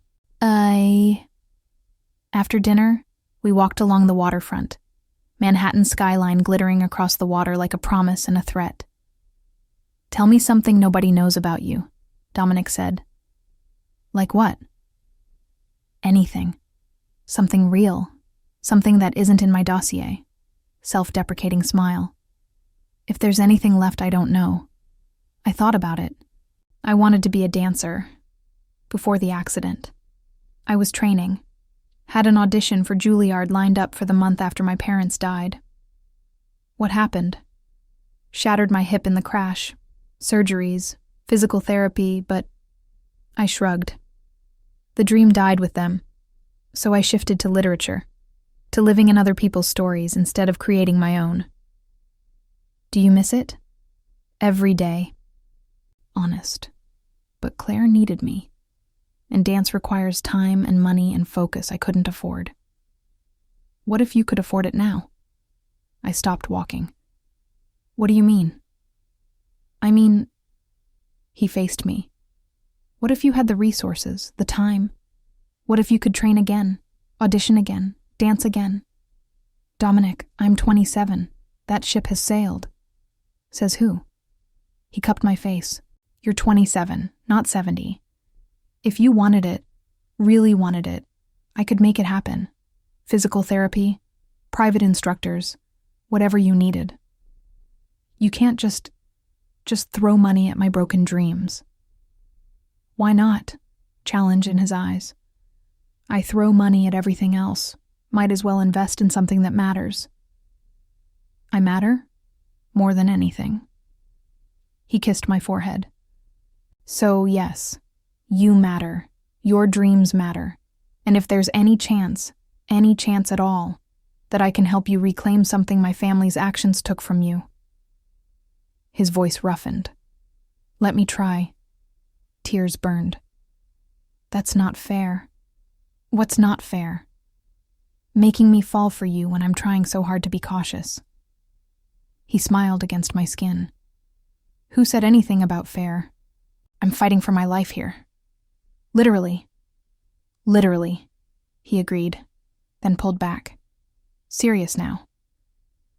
Which is why I need to tell you something. My stomach dropped. What?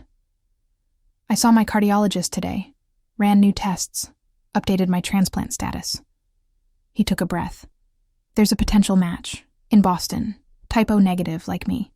23-year-old donor who died in a motorcycle accident last week. Hope and horror warred in me. That's good news, right? Maybe. If the tissue typing matches, if insurance approves, if I can get on the surgical schedule before... He stopped. Before what? Before my heart gives out completely. Blunt. I have maybe 3 months, Lila, 6 if I'm lucky. Without a transplant, I die. The world tilted. 3 months. At most. His hands on my shoulders, steadying. Which is why I need you to understand. This thing between us, it's on a timer. And I need to know if you're in. Really in. Because I don't have time to take it slow. Don't have time for tentative. I kissed him, cut off his words with my mouth, poured everything into it. Fear and hope, and the beginning of love and the terror of loss. He kissed back desperately, arms wrapping around me, lifting me slightly off my feet. When we broke apart, I whispered against his lips, I'm in, all in, whatever time we have. I'm yours. Promise? I promise. Even if it's only 3 months. Even if it's only 3 days. I pulled back to look at him. But we fight for more. We fight for that transplant. For every possible tomorrow. Deal? Deal. He kissed me again. Softer. You're killing me, you know that? I thought that was your heart condition. No. He smiled. That's just the medical excuse. You're the real cause of death. Smooth. I try. Tuppy, He drove me home near midnight, walked me to my door again. Can I see you tomorrow? He asked. Claire will be released soon, right? I could help. No. Gentle. Tomorrow I need to focus on her. Get her settled at home. We need sister time. Disappointment flickered, but he nodded. Of course, family first. But the day after, I offered. Maybe you could come over. Meet Claire properly. I could cook dinner. Something normal. His eyes lit up. Normal. I can do normal. Can you, though? Teasing. I'll practice. He kissed my cheek, my jaw, my neck. I'll be so normal you'll be bored. Impossible. Challenge accepted. One last kiss on my lips. Quick. Sweet. Text me when you get inside. I'm literally walking 15 feet. Humor me. I rolled my eyes, but smiled. Fine. Good night, Dominic. Good night, Lila. I went inside, climbed the stairs, entered my apartment, and texted, inside. Safe. Thank you for tonight. His response came immediately. Thank you. Sleep well. Dream of me. I smiled, typed back. Cocky. Confident, he corrected. There's a difference. Good night, stalker. Good night, love. I stared at that last word. Love. Too soon. Too fast. Too everything. But also, perfect. I was getting ready for bed when my phone rang. Unknown number. Probably spam. I almost didn't answer. But something made me pick up. Hello? Heavy breathing. Then a voice. Male. Accented. Rough from alcohol or cigarettes or both. You're the girl. Who is this? The one he's been obsessed with. The one he destroyed me for. Bitter laugh. Lila Hendricks. Margaret's daughter. Ice flooded my veins. How do you... I know everything, sweetheart. Made it my business to know after that ungrateful bastard threw me away like garbage. Another laugh. Uglier. Tell me, does he know yet? About what his precious Margaret really did? About why I had to kill her? My hand tightened on the phone. Victor. Smart girl. Satisfaction in his voice. Smarter than Dominic, at least. He thinks he's so clever, firing me, ruining my life. But he doesn't know what I know, what I can prove. You're drunk. I'm furious, voice rising. 20 years I gave that family, 20 years of loyalty, of cleaning up their messes, of protecting their secrets. And one soft-hearted boy fires me, destroys my career, over some bitch who was blackmailing them? My mother wasn't blackmailing anyone. Your mother was a whore who got ideas above her station, venom dripping. Thought she could threaten to expose the family's business dealings unless they paid her off. Thought she could use her connection to Dominic as leverage. That's a lie. Is it? Pause. Then why did I find the drafts of her letters? The ones demanding money? The ones threatening to go to the press with everything she knew unless Dominic's father paid? You're lying. Am I? Or has your dead saint of a mother been lying to you your whole life?" He laughed. "Ask your sister. Claire knows. She found the same letters I did. That's why she's been so desperate to keep you away from Dominic. Not to protect you from him. To protect you from the truth." The phone slipped in my sweaty palm. "What do you want?" "Want?" Thoughtful. "I want Dominic to suffer. Want him to lose everything like I did. But more than that." His voice dropped. Dangerous. "I want to watch his face when he realizes the woman he's falling for is the daughter of the bitch who tried to destroy his family. When he realizes you're not some innocent connection to his lost nanny. You're the spawn of an extortionist who got what she deserved. Stay away from us." "Or what? You'll call the police?" Mocking. "Tell them what, exactly? That I called you. That I told you uncomfortable truths about your dead mother." He laughed. "No, sweetheart. I'm not coming for you. Don't need to." "Then why call?" "To plant the seed. Simple. Satisfied. To let you wonder. To let the doubt grow. And when you finally ask Claire, when you demand the whole truth, and she breaks down and admits I'm right." He paused. "That's when everything Dominic has built with you comes crashing down, and I won't have to do anything except watch." The line went dead. I stood there, phone pressed to my ear, mind reeling. Lies. Has to be lies. But Claire's face in the hospital, the way she'd hesitated, the secrets she'd kept for years. What if... No. No. I wouldn't let Victor poison this. Wouldn't let him... My phone buzzed. Text from Dominic. "Can't sleep. Keep thinking about you. This is what you've reduced me to. A lovesick teenager. Hope you're happy." I stared at the message, at his vulnerability, his trust, and thought about Victor's words, about doubt, about seeds planted. I could tell Dominic about the call, about the accusations. Or I could ask Claire first. Get the truth. Make sure Victor was just a bitter drunk lashing out. Don't drag him into this until you know for sure. I typed back, very happy. Now sleep. You need your rest for being normal. Yes, ma'am. Good night. Again. Good night. I set the phone down and stared at Claire's closed bedroom door. Tomorrow when she came home from the hospital, I would ask. And pray. Victor was lying. I changed outfits 4 times. Too casual, too formal, too desperate, too indifferent. Finally settled on dark jeans, a deep green sweater that Claire always said brought out my eyes, and the leather jacket, the one with elbow patches. The one I'd used to stop Dominic's bleeding 5 years ago. I'd had it cleaned since then. Repaired, but I could still see the faint discoloration where his blood had soaked through. Full circle, I thought, running my fingers over the patch. My phone buzzed. Text from Dominic. Outside, no rush. Take your time. I looked out the window. A car waited at the curb. Not the sedan from last night. Something smaller. A dark blue Tesla. And Dominic leaning against it, hands in pockets, looking up at my building. He wore jeans, a black Henley, leather jacket. Almost normal. If you ignored the way people on the street gave him a wide berth. The way he carried himself like violence barely contained.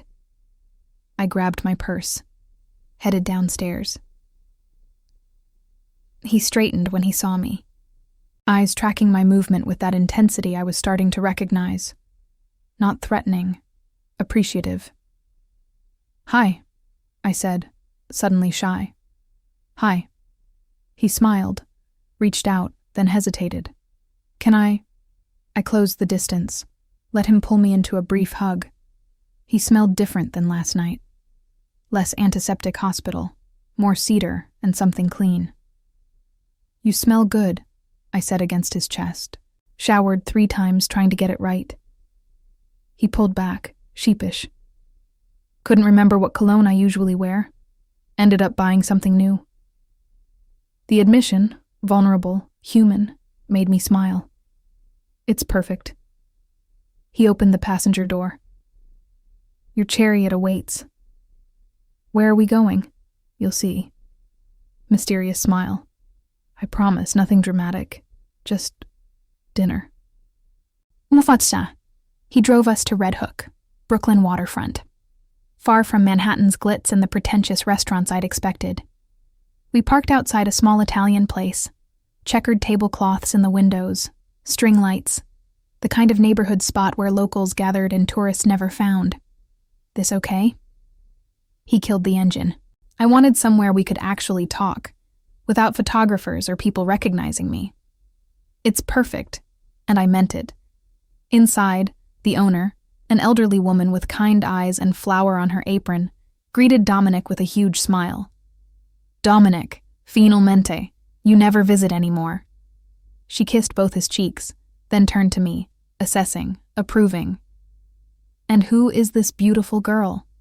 Nonna Rosa, this is Lila. His hand found the small of my back. Lila, Rosa has been feeding me since I was 16. Because this boy, he never eat. Rosa pinched Dominic's cheek. Always too thin, too serious. But now, she looked between us. Now he smiles. You are good for him, I think. Heat flooded my face. She's everything. Dominic cut in. Simple, direct, no embarrassment. Rosa's eyes went soft. Come, I make you the special. You sit, you eat. You tell me nothing because I already know everything I need to know. She winked at me. He has never brought a girl here, not once. So you are important. She bustled off toward the kitchen. Dominic led me to a corner booth. Private, intimate, candle already lit on the table. Sorry, he said as we sat. Rosa is a lot. She's wonderful. I settled across from him. How do you know her? After my father died. After the accident. After... He traced patterns on the tablecloth. After everything, I couldn't go home. Couldn't be in that mansion with all the memories and staff and expectations. So I drove, ended up here. Wandered in because it smelled like something my mother used to make. And Rosa took you in? Fed me. Let me sit in that corner booth for hours. Never asked questions. Never treated me like Dominic Ashford, billionaire orphan. He looked up. Just like a kid who needed a safe place. My hand found his across the table. Thank you for bringing me here. Thank you for coming. He threaded our fingers together. I know this is weird. After everything. But I wanted. He struggled. I wanted you to see me. Regular me. Not the obsessed stalker or the dying romantic or the... I see you, I interrupted. All of you. That's the problem. Problem? Because I can't just focus on one part. I gestured with my free hand. Can't just see the creepy surveillance and ignore the man who visits Italian grandmas. Can't just see the dangerous billionaire and ignore the boy who was so lonely he spent hours in corner booths. My voice softened. You're all of it. And I'm terrified because I think I'm falling for all of it. His thumb stroked my palm. Is that so bad? Ask me again when we've made it past the first date. He laughed. Real, genuine laughter. Fair enough. Rosa brought food. Pasta I couldn't pronounce. Wine that tasted like velvet. Bread still warm from the oven. We ate. We talked. Not about death or destiny or the weight of the past. Just life. He told me about growing up in boarding schools. About being the weird kid who coded instead of playing sports. About building his first company at 19 and selling it at 23 for enough money to start the empire that made him a household name by 25. And then, I prompted, then my father died. I inherited everything, the company, the mansion, the secrets. His expression darkened. Found out about the illegal operations, the bribes, the connections to organized crime, everything he'd built on blood and lies. What did you do? Tried to clean it up, fired everyone involved, severed the criminal ties, made enemies of people who don't forgive that kind of betrayal. He met my eyes. That's when the threats started. Why I have security everywhere. Why I disappeared from public life. You're still in danger. Always. Casual. But I've made peace with it. I haven't. My grip tightened on his hand. If something happened to you because of me, nothing will happen. Firm. I've survived 5 years of this. I'm not going anywhere. I wanted to believe him. But the way he said it, too confident, too sure, set off alarms. Dominic, Lila. He raised my hand to his lips, kissed my knuckles. Tonight, can we just be? No past, no future. Just right now? I wanted to push, wanted to demand promises he couldn't keep. But the candlelight caught his eyes just right, and he looked so young in that moment, so hopeful. Okay, I agreed, just right now. After dinner, we walked along the waterfront. Manhattan's skyline glittering across the water like a promise and a threat. Tell me something nobody knows about you, Dominic said. Like what? Anything. Something real. Something that isn't in my dossier. Self-deprecating smile. If there's anything left I don't know. I thought about it. I wanted to be a dancer, before the accident. I was training. Had an audition for Juilliard lined up for the month after my parents died. What happened? Shattered my hip in the crash. Surgeries, physical therapy, but I shrugged. The dream died with them.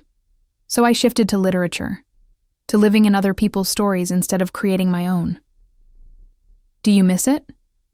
Every day. Honest. But Claire needed me, and dance requires time and money and focus I couldn't afford. What if you could afford it now? I stopped walking. What do you mean? I mean, he faced me. What if you had the resources, the time? What if you could train again, audition again, dance again? Dominic, I'm 27. That ship has sailed. Says who? He cupped my face. You're 27, not 70. If you wanted it, really wanted it, I could make it happen. Physical therapy, private instructors, whatever you needed. You can't just throw money at my broken dreams. Why not? Challenge in his eyes. I throw money at everything else. Might as well invest in something that matters. I matter? More than anything. He kissed my forehead. So yes, you matter. Your dreams matter. And if there's any chance at all, that I can help you reclaim something my family's actions took from you. His voice roughened. Let me try. Tears burned. That's not fair. What's not fair? Making me fall for you when I'm trying so hard to be cautious. He smiled against my skin. Who said anything about fair? I'm fighting for my life here. Literally, he agreed. Then pulled back, serious now. Which is why I need to tell you something. My stomach dropped. What? I saw my cardiologist today, ran new tests, updated my transplant status. He took a breath. There's a potential match, in Boston. Type O negative, like me. 23-year-old donor who died in a motorcycle accident last week. Hope and horror warred in me. That's good news, right? Maybe, if the tissue typing matches, if insurance approves, if I can get on the surgical schedule before... He stopped. Before what? Before my heart gives out completely. Blunt. I have maybe 3 months, Lila. 6 if I'm lucky. Without a transplant, I die. The world tilted. 3 months. At most.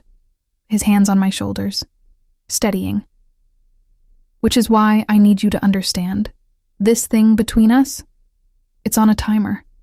And I need to know, Need to know if you're in, really in, because I don't have time to take it slow.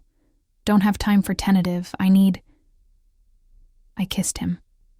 Cut off his words with my mouth. Poured everything into it. Fear and hope, and the beginning of love, and the terror of loss. He kissed back desperately, arms wrapping around me, lifting me slightly off my feet.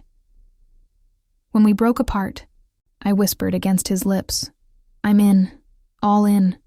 Whatever time we have, I'm yours. Promise? I promise.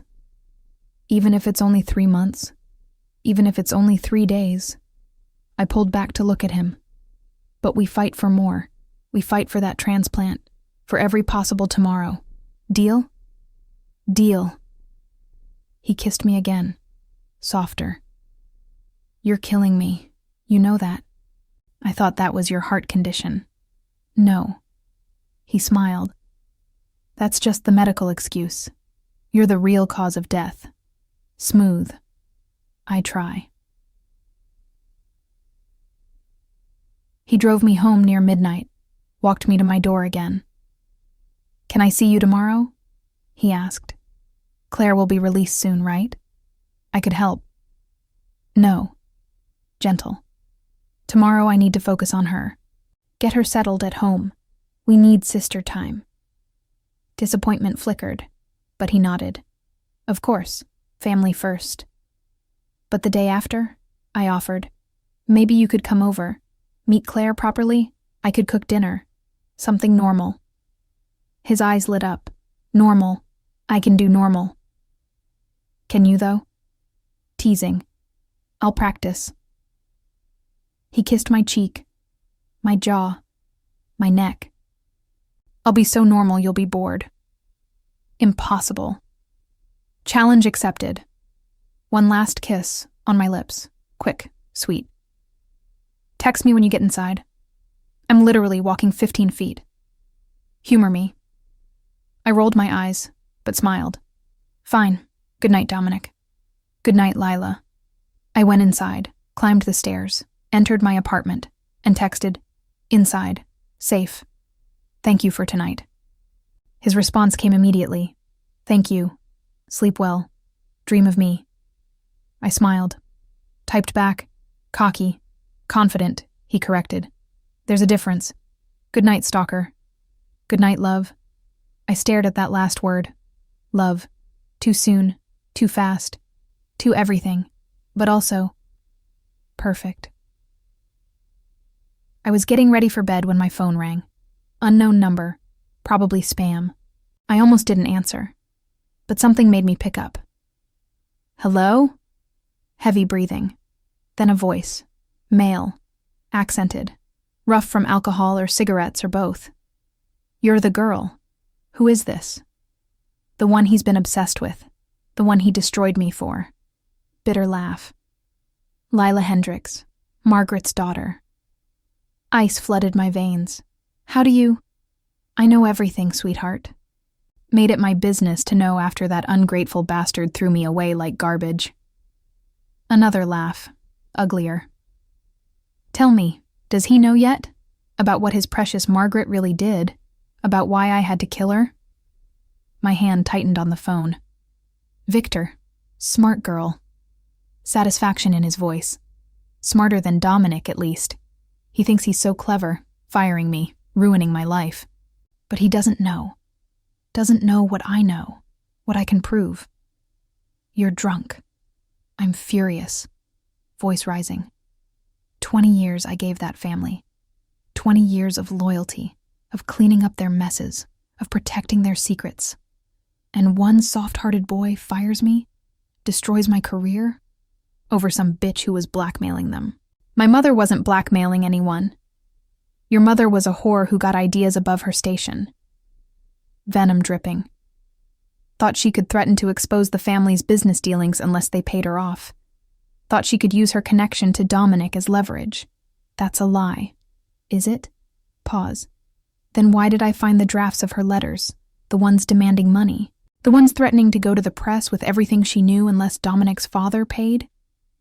You're lying. Am I? Or has your dead saint of a mother been lying to you your whole life?"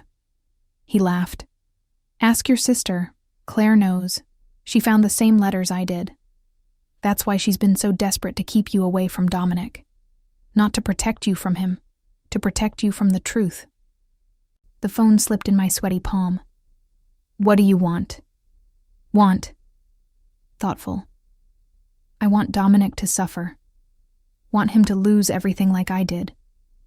But more than that." His voice dropped. "Dangerous. I want to watch his face when he realizes the woman he's falling for is the daughter of the bitch who tried to destroy his family. When he realizes you're not some innocent connection to his lost nanny.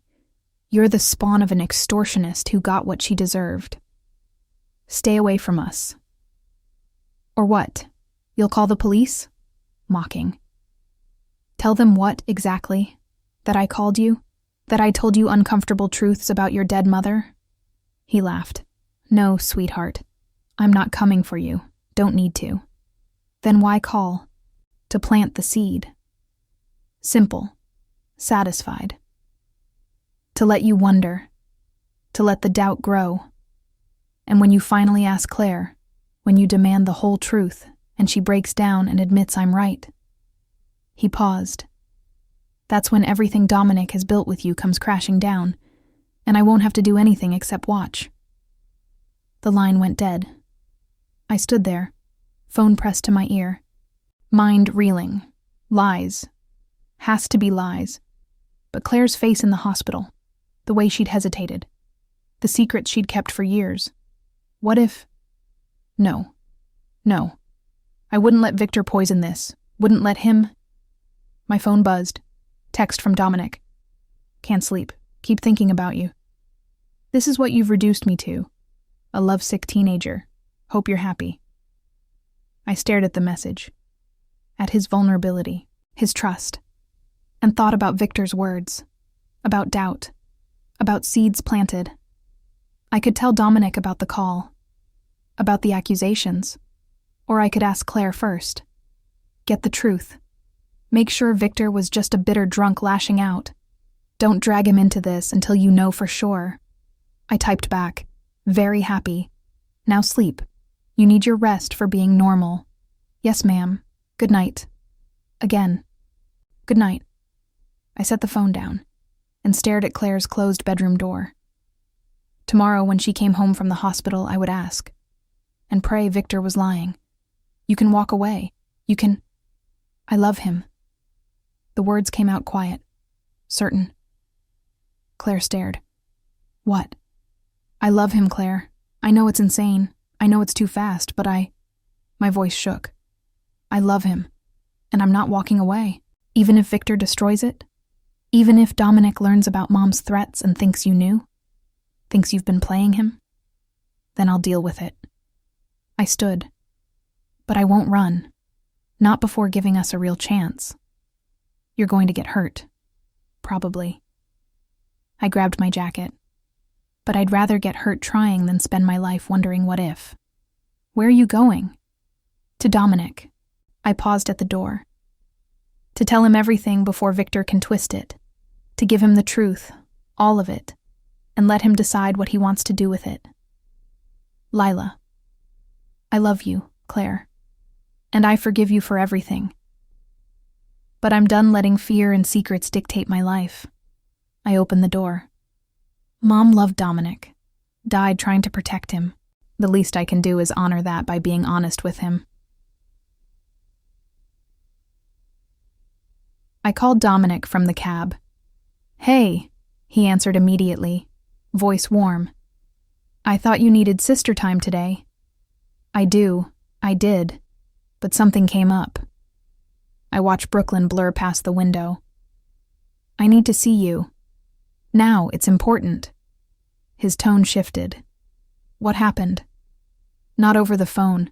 Where are you? The mansion. Working from home today. But I can meet you somewhere. No, I'm coming there. I'll be at your gate in 20 minutes. Pause. Okay. I'll tell security to let you through. Dominic? Yeah? Whatever happens after this conversation, I swallowed hard. Just know that right now, in this moment, everything I feel is real. Silence.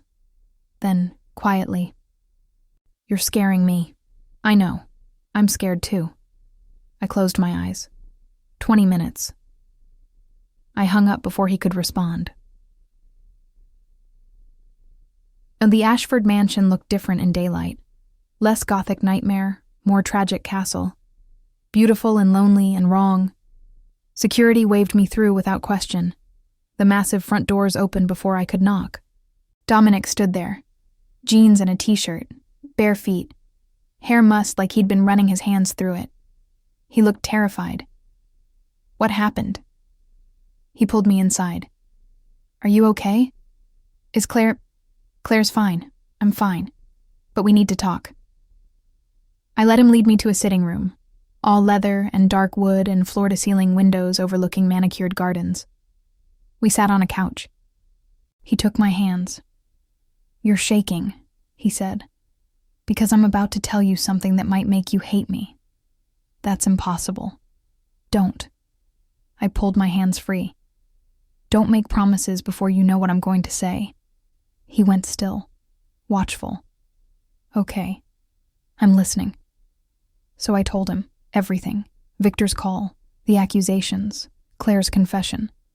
Mom's attempts to force Dominic's father to pay attention to him. The money demands, the threats to go public.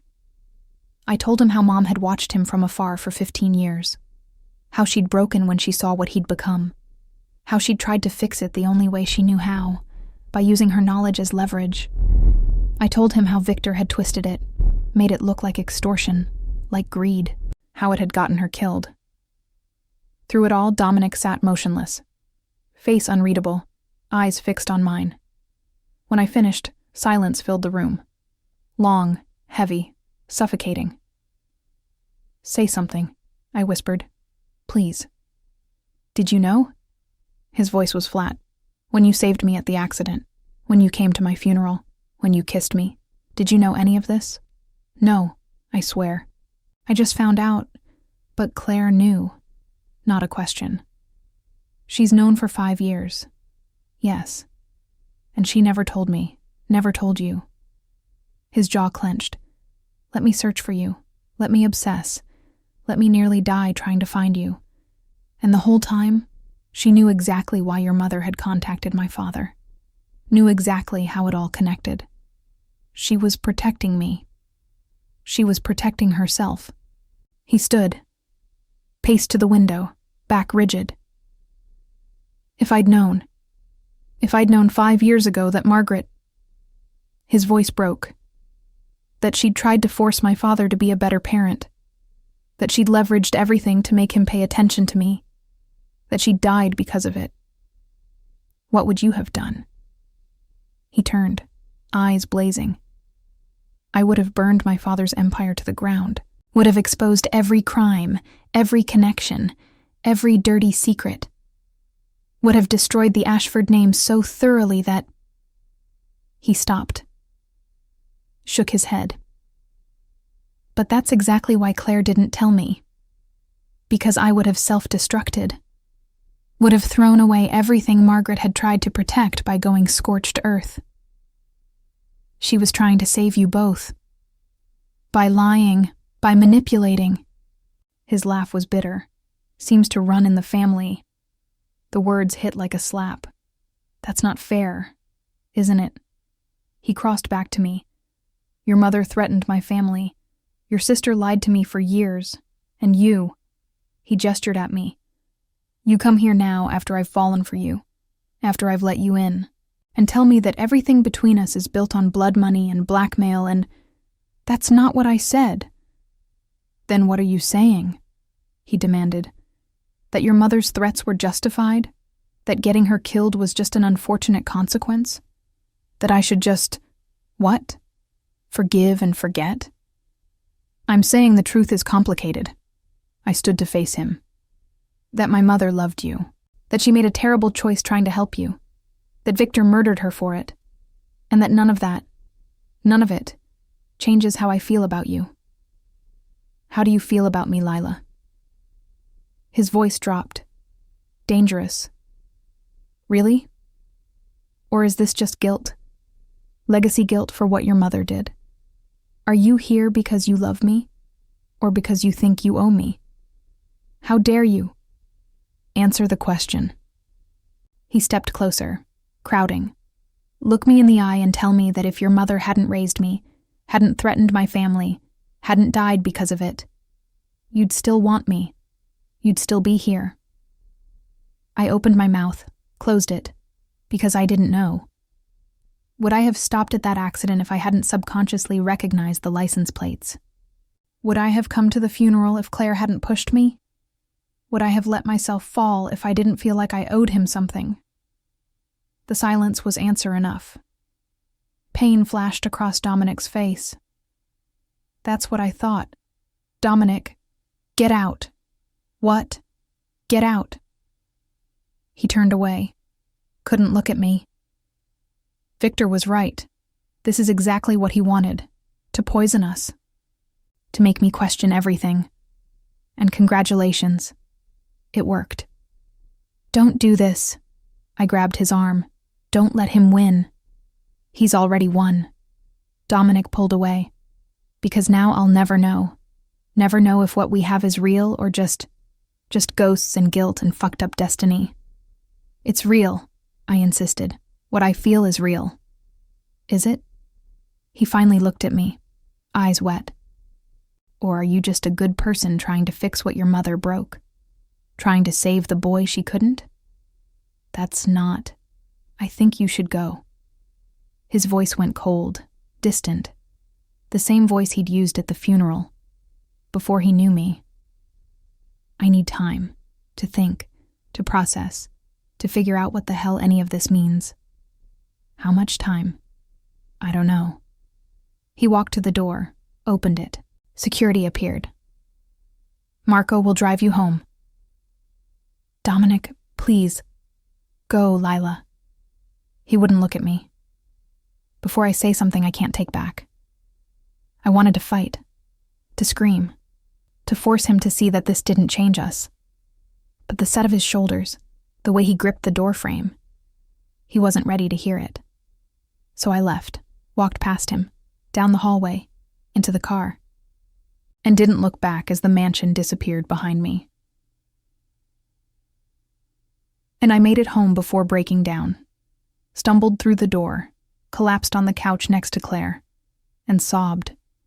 She held me, didn't say, "I told you so," didn't offer platitudes, just held me while I cried for what I'd almost had, for what Victor had destroyed, for the love that had bloomed too fast and shattered too easily. "He'll come around," Claire whispered. "Give him time. He just needs—" My phone buzzed. Text from an unknown number. But I knew who it was. Told you. Doubt is a cancer. Now watch it eat him alive. Victor. I stared at the message, at his satisfaction, his victory, and something inside me shifted, from grief to rage. "No," I said. "No what?" Claire pulled back. "No, I'm not giving up." I stood, wiped my eyes. Victor wants us broken, wants to win. I grabbed my jacket. Then he's about to learn what happens when you corner someone with nothing left to lose. "Lila, what are you—" "I'm going to find Victor." I headed for the door. "And I'm going to end this." "You can't. That's crazy. He's dangerous. So am I." I looked back at my sister. When it comes to protecting the people I love. Finding Victor was easier than I expected. Dominic's dossier on me, the one I'd kept morbidly, had included a section on known threats. Victor's current address was there, Brooklyn, Red Hook, a shithole apartment above a bodega, just like Dominic had said. I took the subway, didn't call ahead, didn't tell Claire where I was going, just went. The knife was back in my pocket. The one I'd bought before the cemetery meeting. The one I'd left unused. I wasn't sure I'd keep it that way tonight. The building was worse than mine. Graffiti covered every surface. Broken glass crunched underfoot. The security door hung off one hinge. 4th floor. No elevator. I climbed stairs that reeked of piss and stale beer.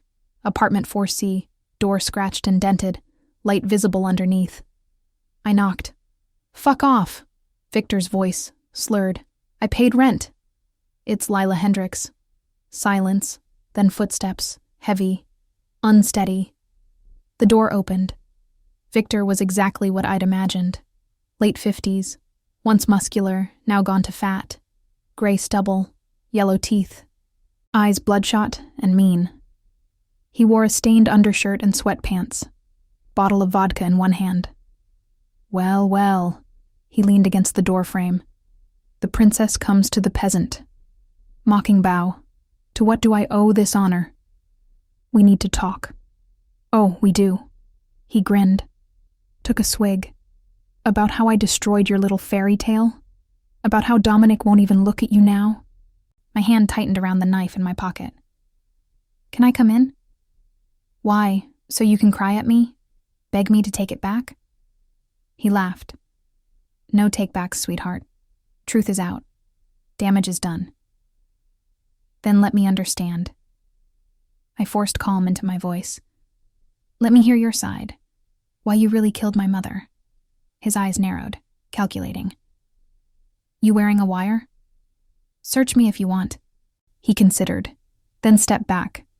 5 minutes, then you leave." I walked into the apartment. It was worse inside.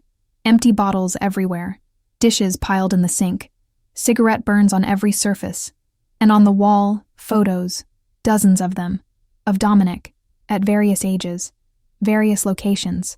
Some looked professional, surveillance photos. Others were candid, long-range shots. "You're still watching him," I said. "I'm studying him." Victor closed the door, locked it. Learning his patterns, his weaknesses. He pointed at a recent photo, Dominic and me at the restaurant. "Like you." Ice in my veins. "You followed us." "I follow everyone he cares about. Or did you think I called you by accident?" He circled me like a predator. "I've been watching you since the funeral, since you crashed his little death performance. I knew you'd be his undoing." "So you called me, planted doubt." "Planted truth," he corrected. "Your mother was a blackmailer. I have the letters, the bank records, everything." "Show me," he laughed. "Why? So you can destroy evidence? So you can run back to Dominic and claim I'm lying? So I can know the whole truth?" I met his eyes. "Not your version, not Claire's version, the actual facts." He studied me, then shrugged, went to a desk in the corner, pulled out a file folder. "Here." He threw it at me. "Your precious mother's greatest hits." I opened it, hands shaking, letters, in my mother's handwriting, dated 6 months before she died. To Dominic Ashford Sr., I've remained silent for 15 years about your family's operations, the money laundering, the connections to the Volkov organization, the offshore accounts. I signed your NDA, took your money, disappeared. But I'm breaking my silence now. Not for more money, though I'll need that too, given what I'm risking. I'm breaking silence because of Dominic, your son, the boy I raised. I've watched him from a distance, seen what you've made him become, cold, isolated, damaged. You shipped him off to boarding schools, let him raise himself, turned him into exactly what you are. That ends now. You have 2 choices. Start being a real father, bring him home, give him family, love, connection. Or I go to the FBI with everything I know. You have 30 days to decide. M. Hendricks. And I read it 3 times, hands shaking harder each time. It was exactly what Claire had said. Leverage, threats, but with love underneath. Mom had been desperate, reckless, trying to save Dominic the only way she knew how. But Victor was right about one thing. It looked bad. Really bad. She gave him 30 days, Victor said, watching me. He gave me 30 minutes to handle the problem. He took another drink. So I did. Drunk driver, clean, untraceable. Except it wasn't clean. I looked up. My sister and I were in that car. Collateral damage. No remorse. Margaret should have kept her mouth shut, should have stayed disappeared. But no, she had to play hero, had to save a boy who didn't want saving. He was a child when she left him. He didn't know what he wanted. He knew enough to become exactly like his father. Victor's voice hardened, cold, ruthless, willing to destroy anyone who got in his way, including me. You murdered innocent people. I protected the family. He slammed the bottle down. For 20 years, and one soft-hearted boy fires me because I did the job his father paid me to do? Because I eliminated a threat? My mother wasn't a threat. Your mother was leverage waiting to be used. He grabbed my arm, squeezed. And now you are too. Dominic's weakness, his soft spot. And when the Volkov organization finds out, when they realize they can get to him through you, he smiled. Ugly. They'll do to you what I did to Margaret. I jerked away. The Volkovs? Dominic cut ties with them years ago. You think that matters? You think they forgive that kind of betrayal? Victor laughed.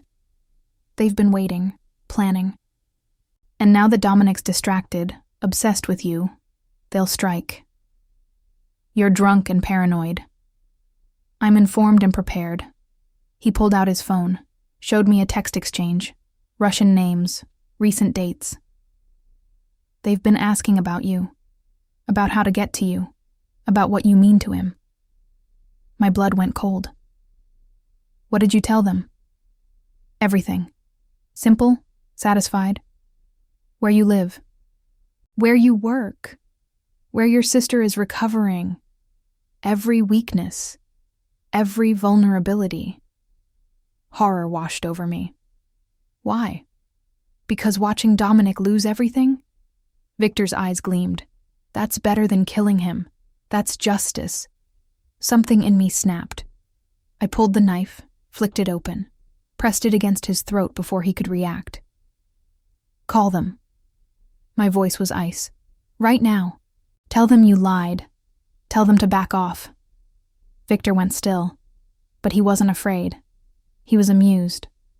Or what? You'll kill me? He laughed against the blade. You're not a killer, princess. You're a librarian.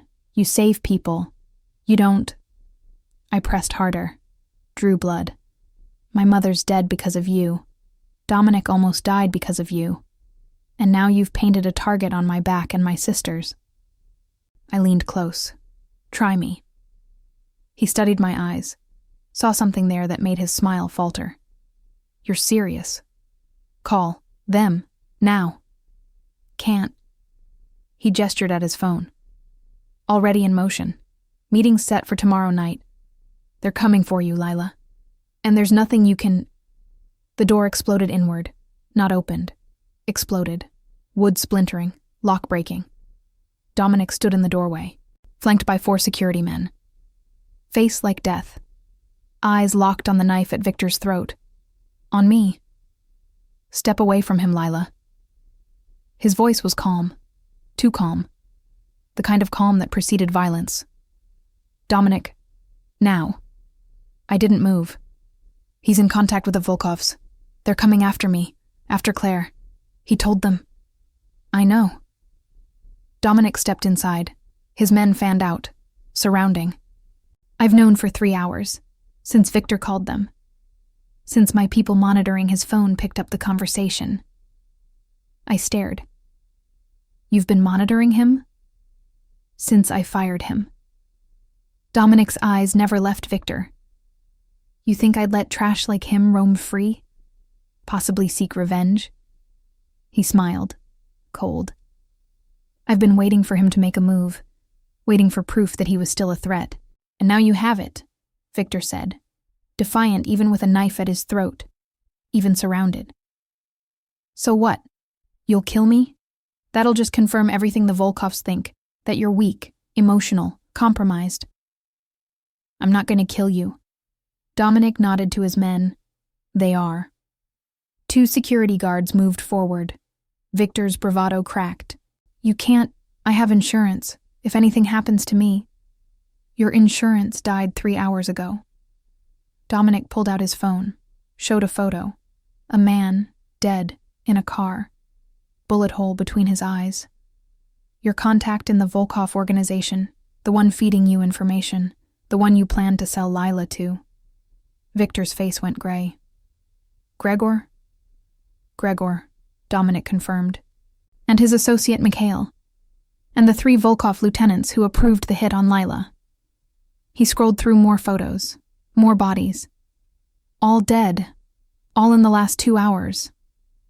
That's a war declaration. That's a message. Dominic's voice went arctic. That the Ashford family is not the soft target you told them we were.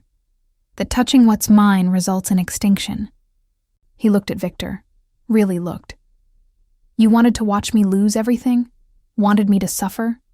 Victor didn't answer. Then watch this. Dominic nodded.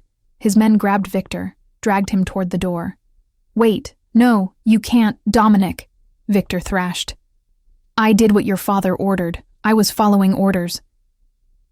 My father, Dominic said quietly, was a monster, and you were his loyal dog. He turned to me. But even monsters loved their sons. Even monsters wanted better for them. And you took that chance away. Please. You killed the woman who tried to save me. You murdered Lila's parents. You threatened her. Threatened Claire. Sold information to our enemies. Dominic's voice never rose, never wavered. You wanted justice. Here it is. The men dragged Victor out. His screams echoed down the stairwell, then cut off. Silence. I stood there, knife still in my hand, blood on the blade, mind reeling. You killed them, I whispered. The Volkovs. Victor. All of them. Yes. How many? 8. He met my eyes. 8 people dead in the last 2 hours. To protect you. Dominic. I know what you're going to say. He crossed to me. Took the knife gently from my hand. That I went too far. That this makes me a monster. That you can't love someone who... I kissed him. Cut off his words with my mouth. Fierce. Desperate. Grateful. Because he was right. It did make him a monster. But he was my monster. And he just declared war on the entire Russian mob to keep me safe. When I pulled back, his eyes were wide. Shocked. You're not running? No. I grabbed his jacket. I'm staying. I'm choosing you. Monster and all. Even after everything I just did? Because of everything you just did. I pulled him close. Because you love me enough to burn the world down, and because I love you enough to stand in the ashes with you. Something broke in his face. Relief and disbelief and overwhelming emotion. He kissed me again. Harder this time. Claiming. And I let him. Because we'd crossed a line tonight. Both of us. Into something darker. More dangerous. More us. In the car ride home, with his security driving and privacy screen up, Dominic held me. We need to leave, he said quietly.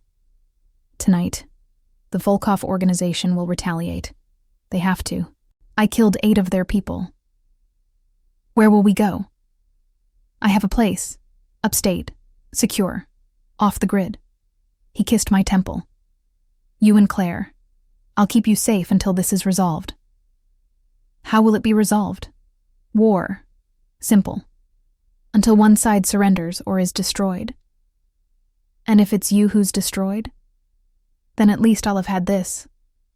He tightened his arms. These moments with you. This feeling. This love? I offered. Love, he agreed. Even if it's only for a little while. It's not. I looked up at him. We're going to survive this. We're going to get you that transplant. We're going to... My phone rang. Hospital. Claire's ward. My blood froze. Hello? Miss Hendricks? A nurse. Voice tight.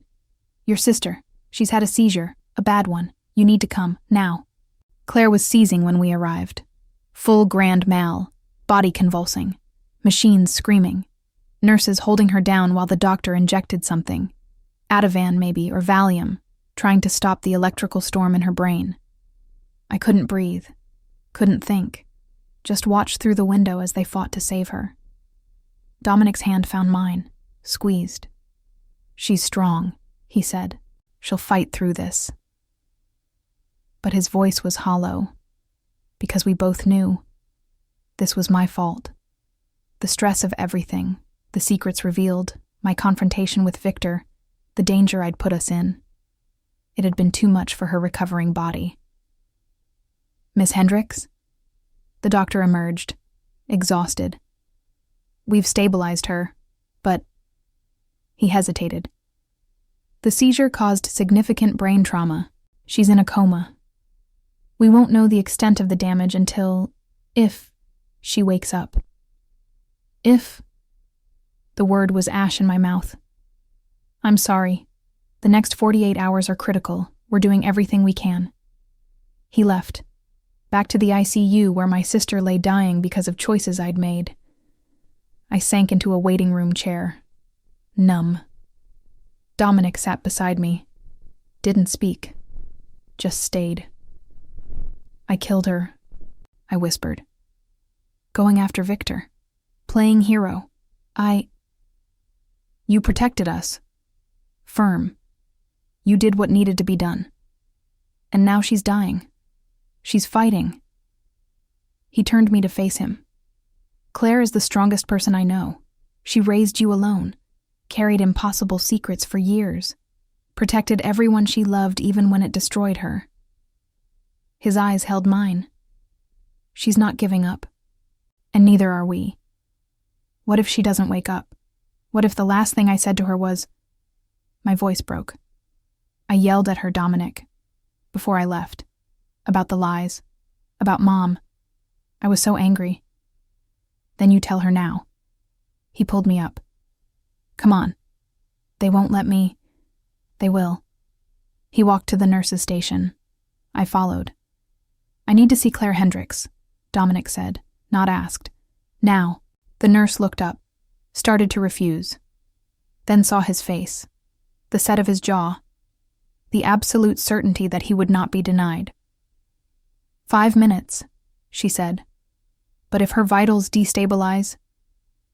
We leave immediately. I understand. Claire looked small in the ICU bed. Smaller than before, tubes everywhere, breathing tube down her throat. Monitors beeping steadily, but alive. For now. I took her hand. It was warm. That was something. Hey, I whispered. It's me, Lila. No response, just the machines. I'm sorry for yelling, for leaving angry, for... Tears fell. For everything. You were trying to protect me. I know that. And I love you for it. Even when I hate the lies. Even when... My voice cracked. Please wake up. Please. I need you. I need to tell you that it's okay. That I forgive you. That... Dominic's hand on my shoulder. Tell her the rest. What? Tell her about us. About what's happened. She deserves to know. I looked at Claire's peaceful face and told her everything. About choosing Dominic. About Victor. About the Volkovs. About the violence and the love and the impossible choice to stay. I know you're scared for me, I said. I know you think this will destroy me. But Claire... I squeezed her hand. I'm happier than I've been since Mom and Dad died. Terrified, yes, but alive. Finally alive. And that's because of him. The monitor beeped steadily, unchanged. So you fight, I continued. You fight and you wake up and you meet him properly. And you'll see what I see. That he's broken and dangerous and absolutely wrong for me in every conventional way. I smiled through tears. And that I love him anyway, just like Mom loved him. Just like you loved him enough to lie for him. I leaned close, whispered in her ear. He's family, Claire. Always was. We just forgot for a while, but Mom remembered. And now we do too. I kissed her forehead. So come back. Come back to your family. Both of us are waiting. In the hallway, Dominic made calls, arrangements for security at the hospital, plans for the upstate place, coordination with his legal team about the Volkov situation. I sat in the waiting room, watching him work, watching him command rooms with a word, move pieces on boards I couldn't see. This was who he was. Not just the broken boy or the obsessed stalker or the dying romantic. He was power, strategy, controlled violence, and I loved all of it. Lila? A new voice, female, familiar. I turned. Dr. Vaughn stood there, Dominic's cardiologist. But she wasn't alone. A younger man in scrubs accompanied her, late 30s, kind eyes. "This is Dr. Chen," she said, "from Boston General. He's..." "The transplant surgeon," Dominic said, appearing beside me, face carefully neutral.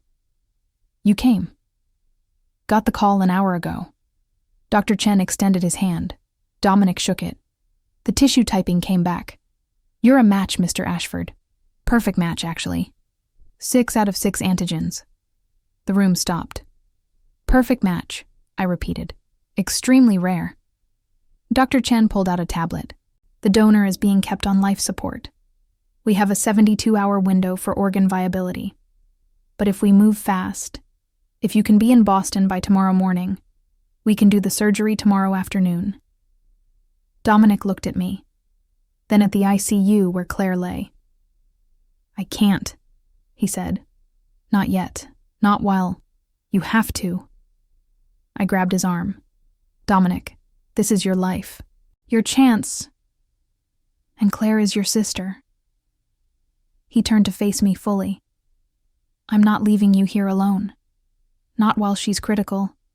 Not while the Volkov situation is unresolved."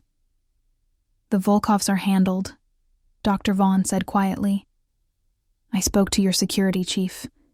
The remaining cell leaders are negotiating terms. They want peace." "Because they're afraid," Dominic said. "Fear doesn't last.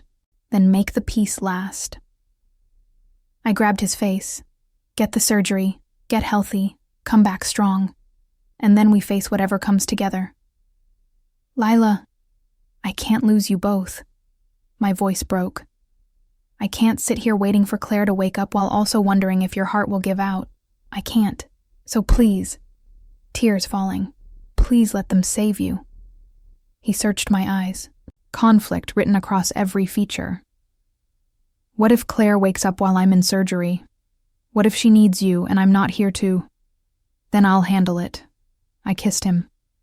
"Like I've handled everything else. Because you taught me how to be strong, how to fight, how to choose myself instead of always sacrificing." I smiled through tears. "So now you do the same. You choose life. You choose the transplant. You choose us." Silence stretched. Then Dominic turned to Dr. Chen. "How fast can you get me to Boston?" Boston General, 20 hours later. The surgery took 9 hours. I sat in the waiting room, phone clenched in my hand, alternating between texting for updates on Claire, stable, still unconscious, and staring at the clock. Dr. Vaughn stayed with me, brought coffee, food I couldn't eat, quiet companionship. "He'll survive this," she said.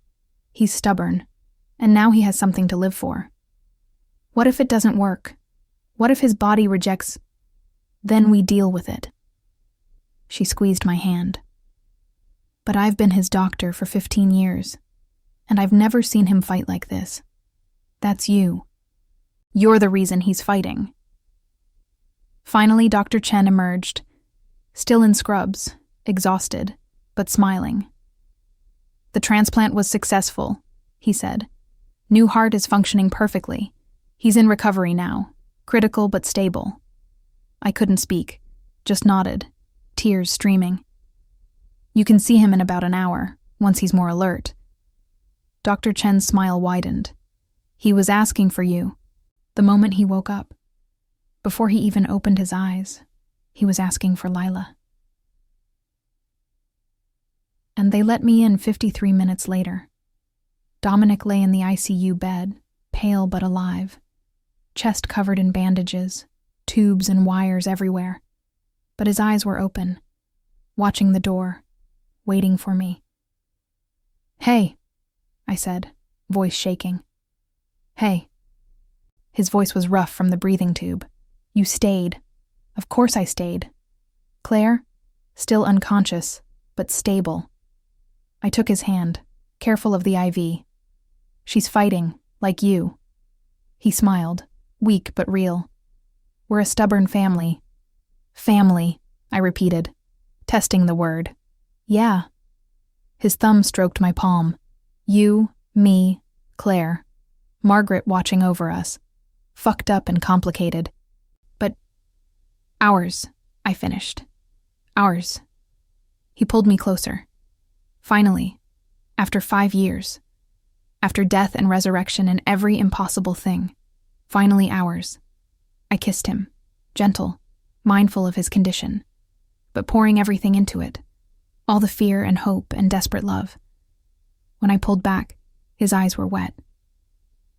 "I'm going to live," he said, wonder in his voice. "I'm actually going to live, to have a future, with you." "With me," I agreed, "for as long as you'll have me."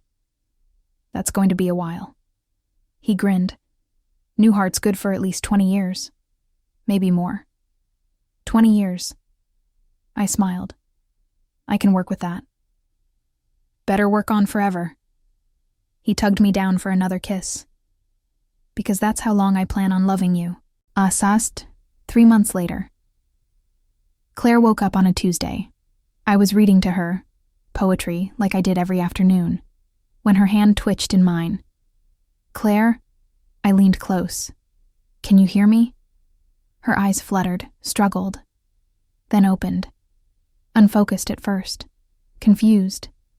Then slowly, recognition. "Lila?" Voice like rust. But there, she was there. "I'm here," gripping her hand. "I'm right here." "How long?" 3 months. I helped her drink water. "You've been out for 3 months. 3. Her eyes widened. "Dominic? The Volkovs? Did they? Everyone's fine." I smoothed her hair. "Dominic got his transplant. He's recovering.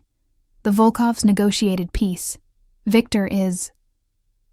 I paused, decided on truth. "Victor's dead."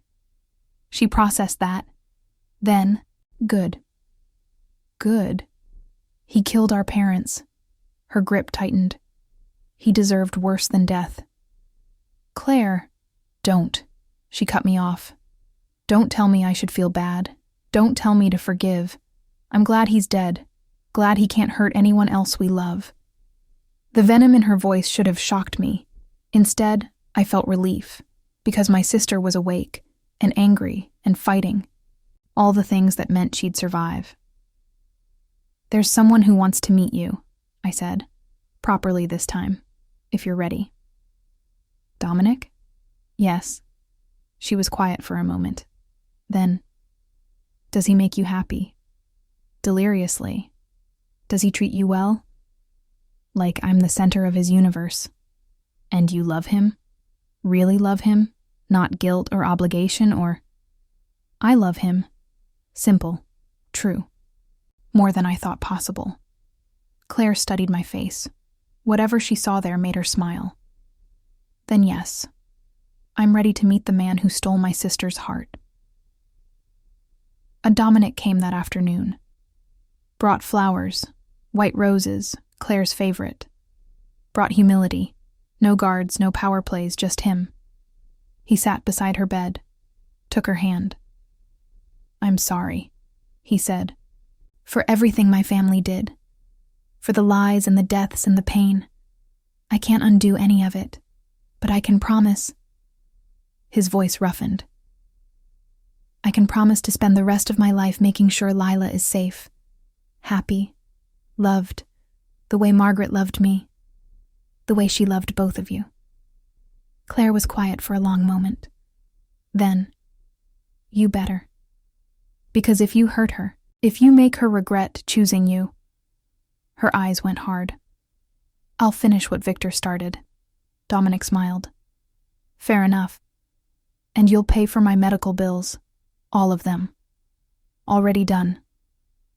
And set up a trust fund for Lila, so she never has to worry about money again. Done last month.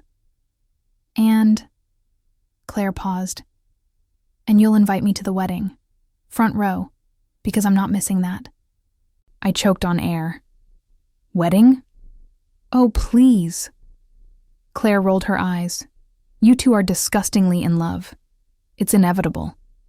Dominic looked at me, raised an eyebrow. She's not wrong.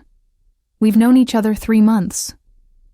5 years and 3 months, he corrected. If we're counting from the accident. That's not... Lila. He stood, walked to me, knelt. My heart stopped. What are you doing? Something I should have done at the funeral. He pulled a small box from his pocket. Or the cemetery. Or any of the 100 perfect moments we've had since. Dominic. Lila Marie Hendricks. He opened the box. Diamond ring. Simple. Perfect. I've loved you since the moment you stopped at my accident. Since you sang Blackbird while I bled.